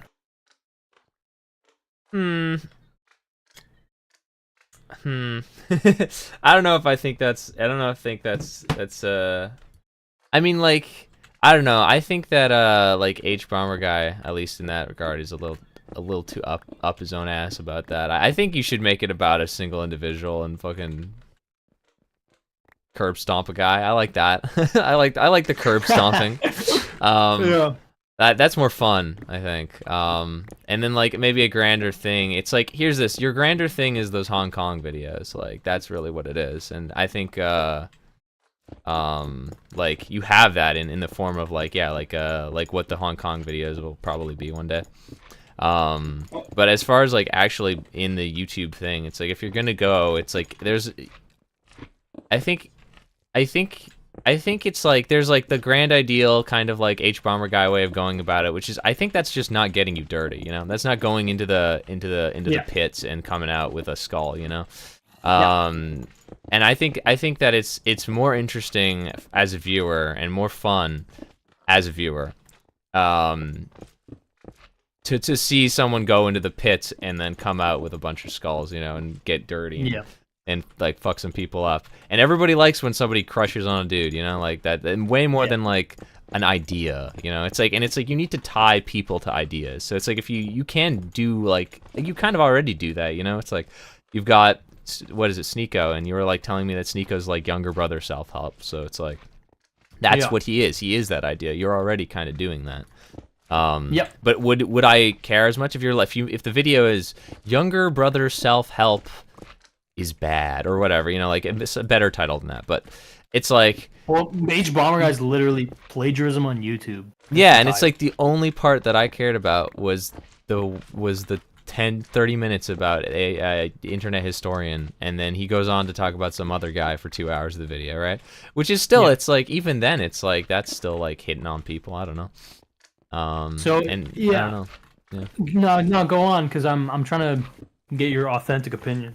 Yeah, because like I just think that it's like, focus it on one person, and just like, because it's like, think about this, when you think of it like a movie kind of perspective, like where a lot of films go wrong when they like do like a big thing is they go too big, they go too wide. You know, if you go for an idea, you have to cover like 10 different people, and you can't do them all justice if you get too big, right? But if you tell a small story in a big frame, people like relate to that more. It's like, if you want people to donate to a charity, don't go, look at all these starving orphans. It go, this is one orphan and they're starving. You know, it's like, then just focus on one person, focus on one story. Like, I think it's probably be more effective to focus in on one person to tell something bigger than that, which I think is what you kind of do. You know, like focus in on Sneeko to like be like, also put in like, yeah, maybe like, here's some anti-capitalist, anti-Semitism tips or whatever, you know? And then here's like, you know, misogyny like ideas, you know, and that resonates. That will definitely resonate more with, I think, younger people than, like whatever. And you know, if you're going out like one-on-one, the narrative is more fun because it's like, here's the bad guy. But it's, you know, the spectacle is very potent. Yeah. So, yeah, let me just give my opinion. So the guy I was talking to, again, big YouTuber. Yeah, he hadn't seen the Sneeko video. Oh no. Okay. Yeah, he hadn't seen the Sneeko video when he mentioned that to me, because he basically just took a look at the channels and he was like, "Dude, you're working your ass off. You deserve more, whatever. You should try and basically like zoom out." And it was funny because he was basically, what he was describing to me, like, I already knew everything he was saying, right? Like, I do think that to a certain degree, the drama sphere is very, very, very, very limiting. And there's definitely arguments to be made that, like, maybe my videos would have more appeal if they were less pointed. Okay. And I do plan on testing that. Like, I have a few topics, not now, but like, I have a few topics that are not drama related, but I think I could do well. But anyway, but the thing is that I think a lot of people really, really take for granted that H Bomber guy is like an insightful observer, okay, and not a drama YouTuber. It's like it gives me the vibe. So people think that Destiny is a political commentator, and in reality, so here's the thing. Here's what people think. People think when they think Destiny, they think political commentator who sometimes delves into drama. And what I think is drama YouTuber who uses the veil of politics to pretend like he's a political commentator to give him legitimacy. Does that make sense? Yeah. I get similar vibes from H Bomber guy, and that makes me sound like a hater. And H Bomber guy does make some of the best commentary videos on the website. I agree with that. But his plagiarism one was mid. I'm just gonna be dead ass. And if you disagree with that, I understand. But H Bomber guy agrees with it too. At the end of the video, he literally says this video is kind of shit. And the big thing with H Bomber guy is that video got 20. No, dude. It got 40 million fucking Did it get views. 40 now? Holy shit. 40 million views on a 4-hour-long video. And so what does that tell me? It's such a confusing signal to me, because the drama is absolutely a massive part of why it blew up, right? Like, he takes overt shots at people. But then it's framed in this like higher concept way. And and it's likely that he can get away with that because he has the track record. Like, he's gotten tens of millions of views before on videos, so people already are ready. I think that is a big part of it. But what it also tells me is what I'm doing, which I think you're correct about, which is basically, I'm making these grander critiques, but I'm masquerading as a fucking hit piece, like content, like drama YouTuber. You know what I mean? I still have this. But the thing is, what I've been trying to understand recently is if I'm too hyper focused on this. Like basically, if I've lost my basically if I'm being irrational in saying this, right? I'm trying to understand if I'm basically fucking myself over by being so dedicated to this idea. But what I'm trying to understand is, will it be a better avenue to reach people by using the veil of like, oh, this isn't that serious, I'm just gonna watch this guy get dunked on, and then out of left field injecting this like kind of higher concept shit that a drama viewer would almost never expect to be exposed to, right? Or is it better to like frame myself, use a veil of like, this is going to be some higher concept, high level shit, and then it is kind of higher concept, higher level shit, you know what I mean? Like what is a better Trojan horse for trying to get to the point where we're getting fucking 10 million views for a video? And obviously I don't know the answer to that, but yeah, I've been trying to think about it. I don't know. I think disguising it as slop and then coming up with an upper punch is gonna, uppercut of some kind is more, like putting the pill in the, the medicine in the nice candy or whatever. I agree, but here's the one counterpoint that I think is legit. It's that drama slop is so saturated, so disgustingly saturated, that it's kind of true. A lot of people's first instinct when they see a Sneeko video, they're like, oh, he probably is saying the same shit as everyone else. You know what I mean? Yeah. Whereas, if it's like a video like, oh, the plagiarism on YouTube or whatever, it's more vague and it's more like, what is he gonna say, I guess, right? Oh, I guess that's more that's just another side effect of like, honestly, you could say of like YouTube thumbnail like metagaming or whatever, where it's like the more vague your fucking title is, the more people click on it. That's why they go, the situation is wow. It's like people click on that because they're like, what is the what? Okay, but if you go, here's the tragic thing in my head is, I do think it's a bit of a fucking horseshoe theory, because if you are like not relevant and you make a video that's more vague, less niche, the algorithm has a way harder time of identifying who the fuck wants to watch this, right? And it probably won't spread as far. Not always, but more than likely.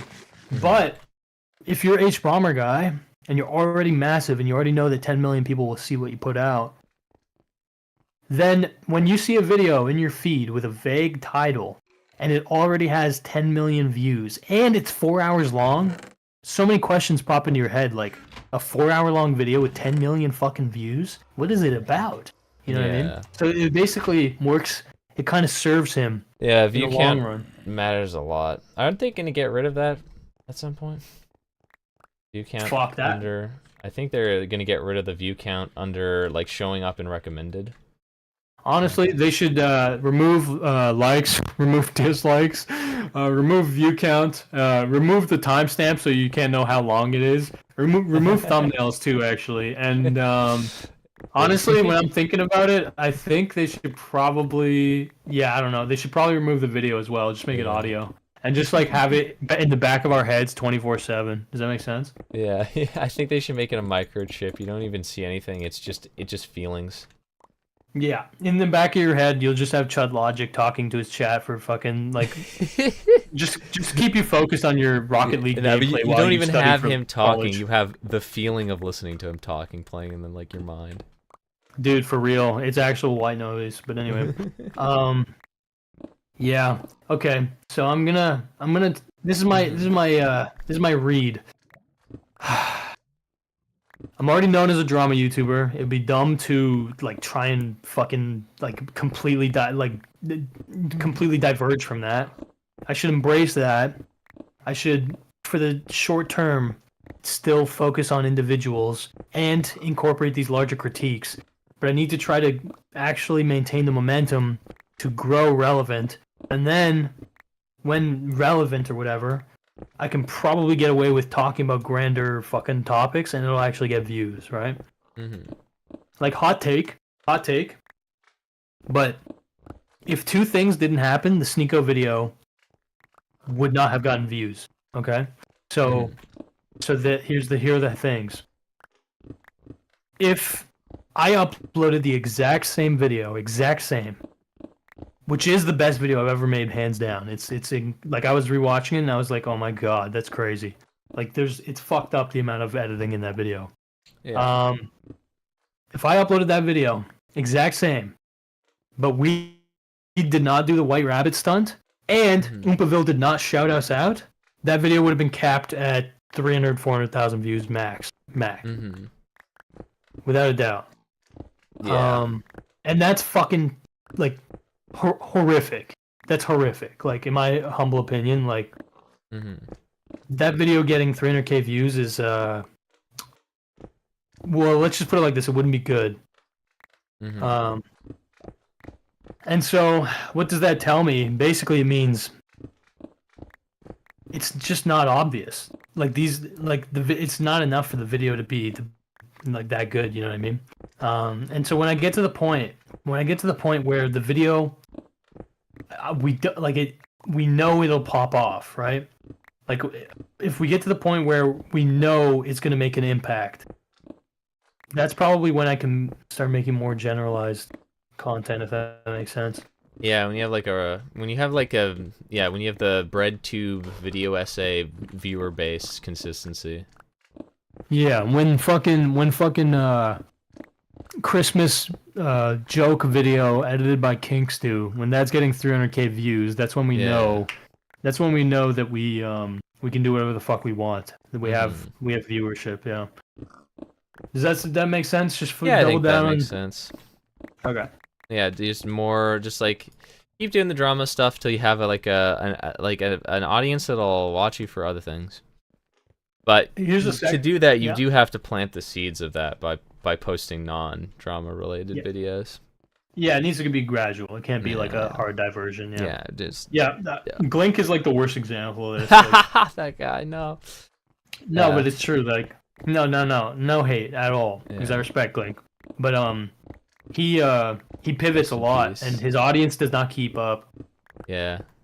The second thing though, what's your gut reaction if I said that I wanted to pub stomp, that I wanted to basically artificially boost our numbers by shitting on YouTubers that are low-hanging fruit? So, like, if I wanted to make a fucking 15-minute video shitting on Diesel Patches, which basically is just like a little bit better present.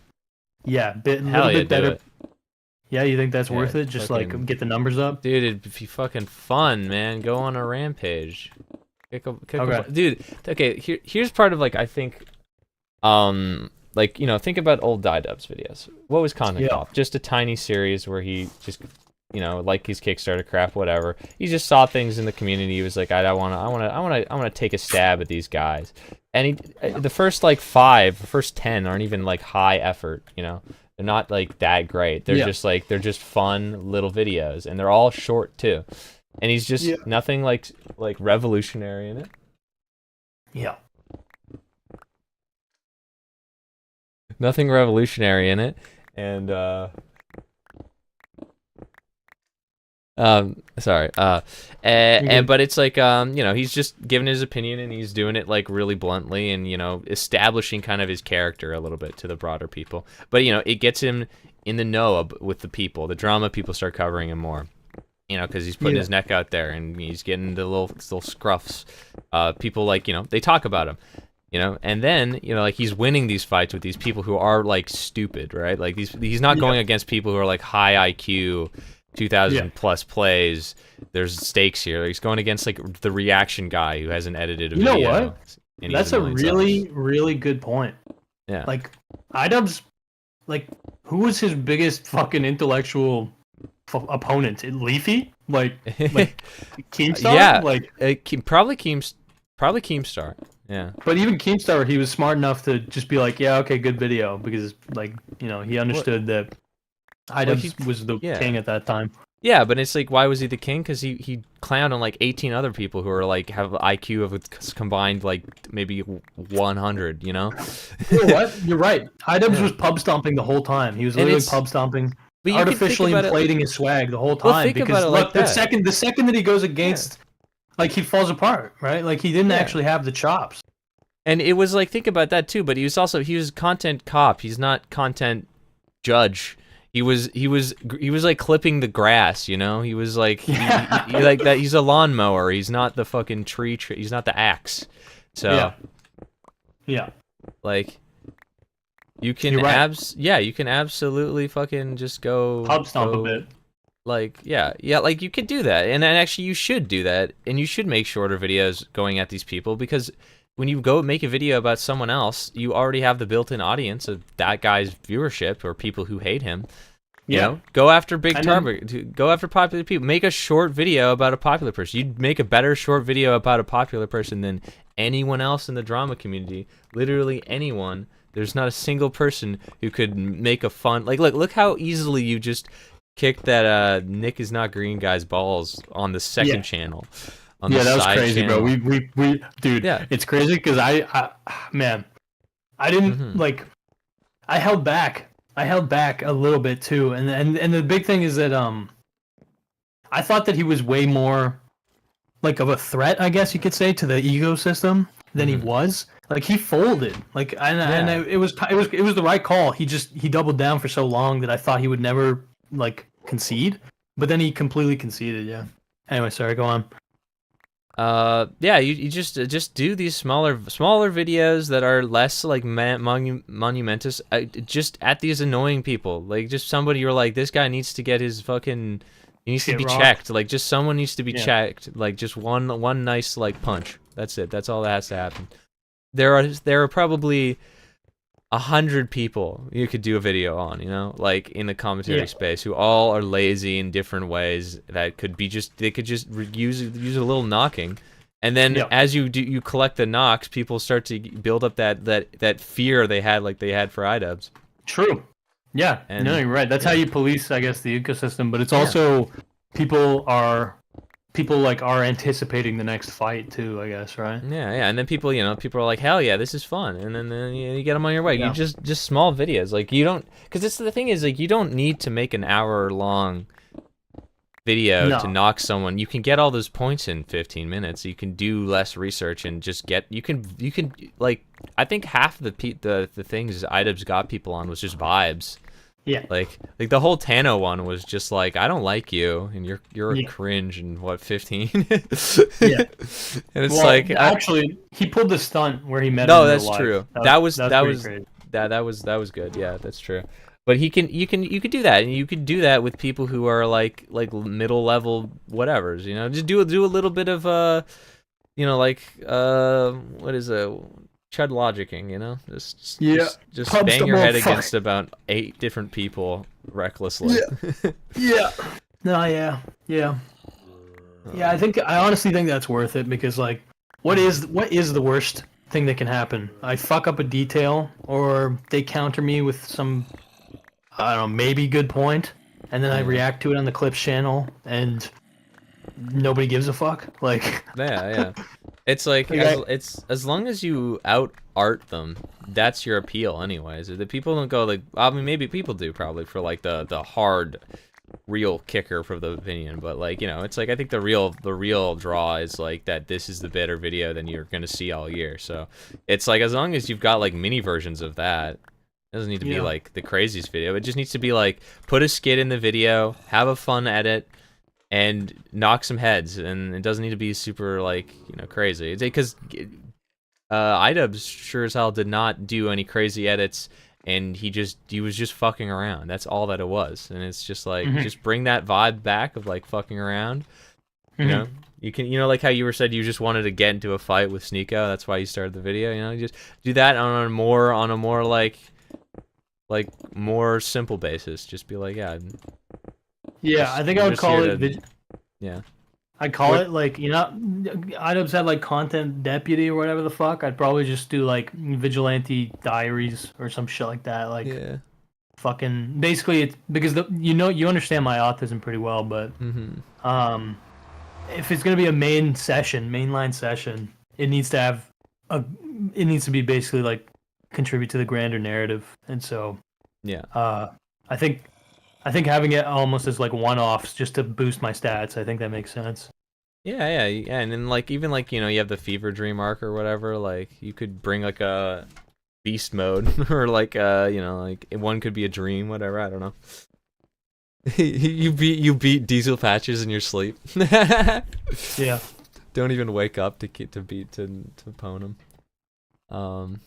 Yeah, I think that would be like a healthier, like that would be good for the channel, and like that's what people want. Like so many people in the comments of like that would be like, yeah, imagine if you just made a shittier version of what you did already, like and more. It's like all I want to see is you do more of these and I don't care about the editing, right? And people don't care about it. So it's like you make a small version, put the same effort you put in a main channel video, like a big one, but on a smaller scale, and that'll basically satisfy what all the people want to see, which is just more videos about shitting on random people. Yeah. They're Facts. people they want it. That buzz. Yeah. Yeah. Okay. All right. We should wrap this call up. I'm motivated to work now. Let's fucking do it. Alrighty.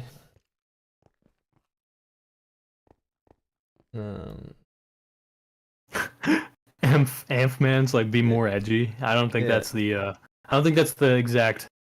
Well, actually, edgy might be the word, but like what I would do if I start pub stomping, I'd basically just be injecting my fucking hatred, but instead of focusing it on like the main boss, it would be on like the grunts. If that makes sense. Yeah. It's like you've got a level 100 sword and you're in like room 2. Yes, exactly. That would exactly be the vibe. Yeah, it's like it could just be like a hey everyone fear me kind of fucking like go at it.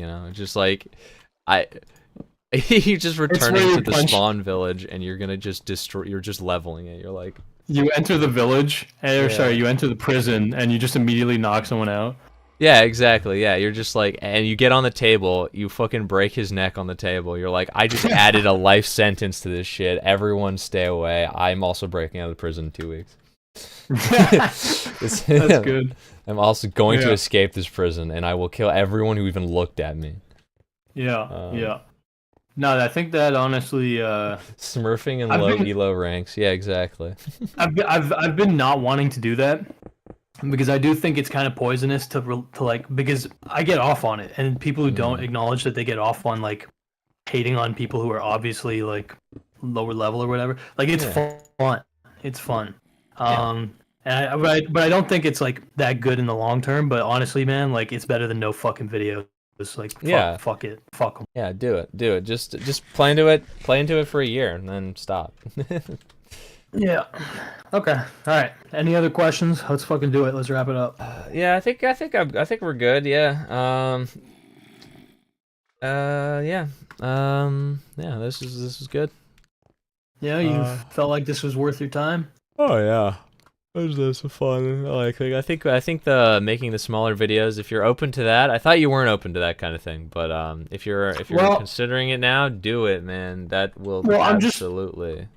It's just that it's okay. Here's the most annoying thing, man. Is that it's so not enough to be right. You have to be fast. And every target that I have for a big person, I'm early and then I'm late because I'm putting so much effort. Yeah. And then the fucking slopheads just slime in and absorb it. But anyway, you understand. Yeah, exactly. Yeah, it's like you just say fuck it, be early. Yeah. But you're right. Okay. All right. You're allowed to be early. Yeah.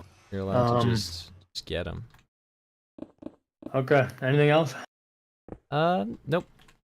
We're good. All right, thank you guys for listening. You should subscribe to Saplo's Patreon so that you can join that Minecraft server. Exactly. I was wandering around in it aimlessly for a long time, and it was a lot of fun. There's a lot of weird little paths and a little architecture. 40 gigabytes of world generation, so lots of. There we go.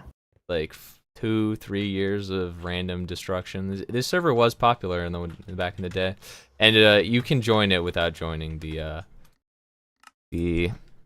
This is the IP. You can join it without being on the Patreon, but you get special perks like a cool name tag that's golden if you join. Yo! And, some special commands. Like $1, right? It's $1 a month. That's fucking, dude. That's nothing. Exactly. Yeah. I'm kidding, but I'm not. Like, it's nothing. Especially if you're American right now. If you're Canadian, a dollar's like $3 million. Yeah. Exactly. Okay. All right. I'll talk to you later, bro. Thank you guys for listening. God bless.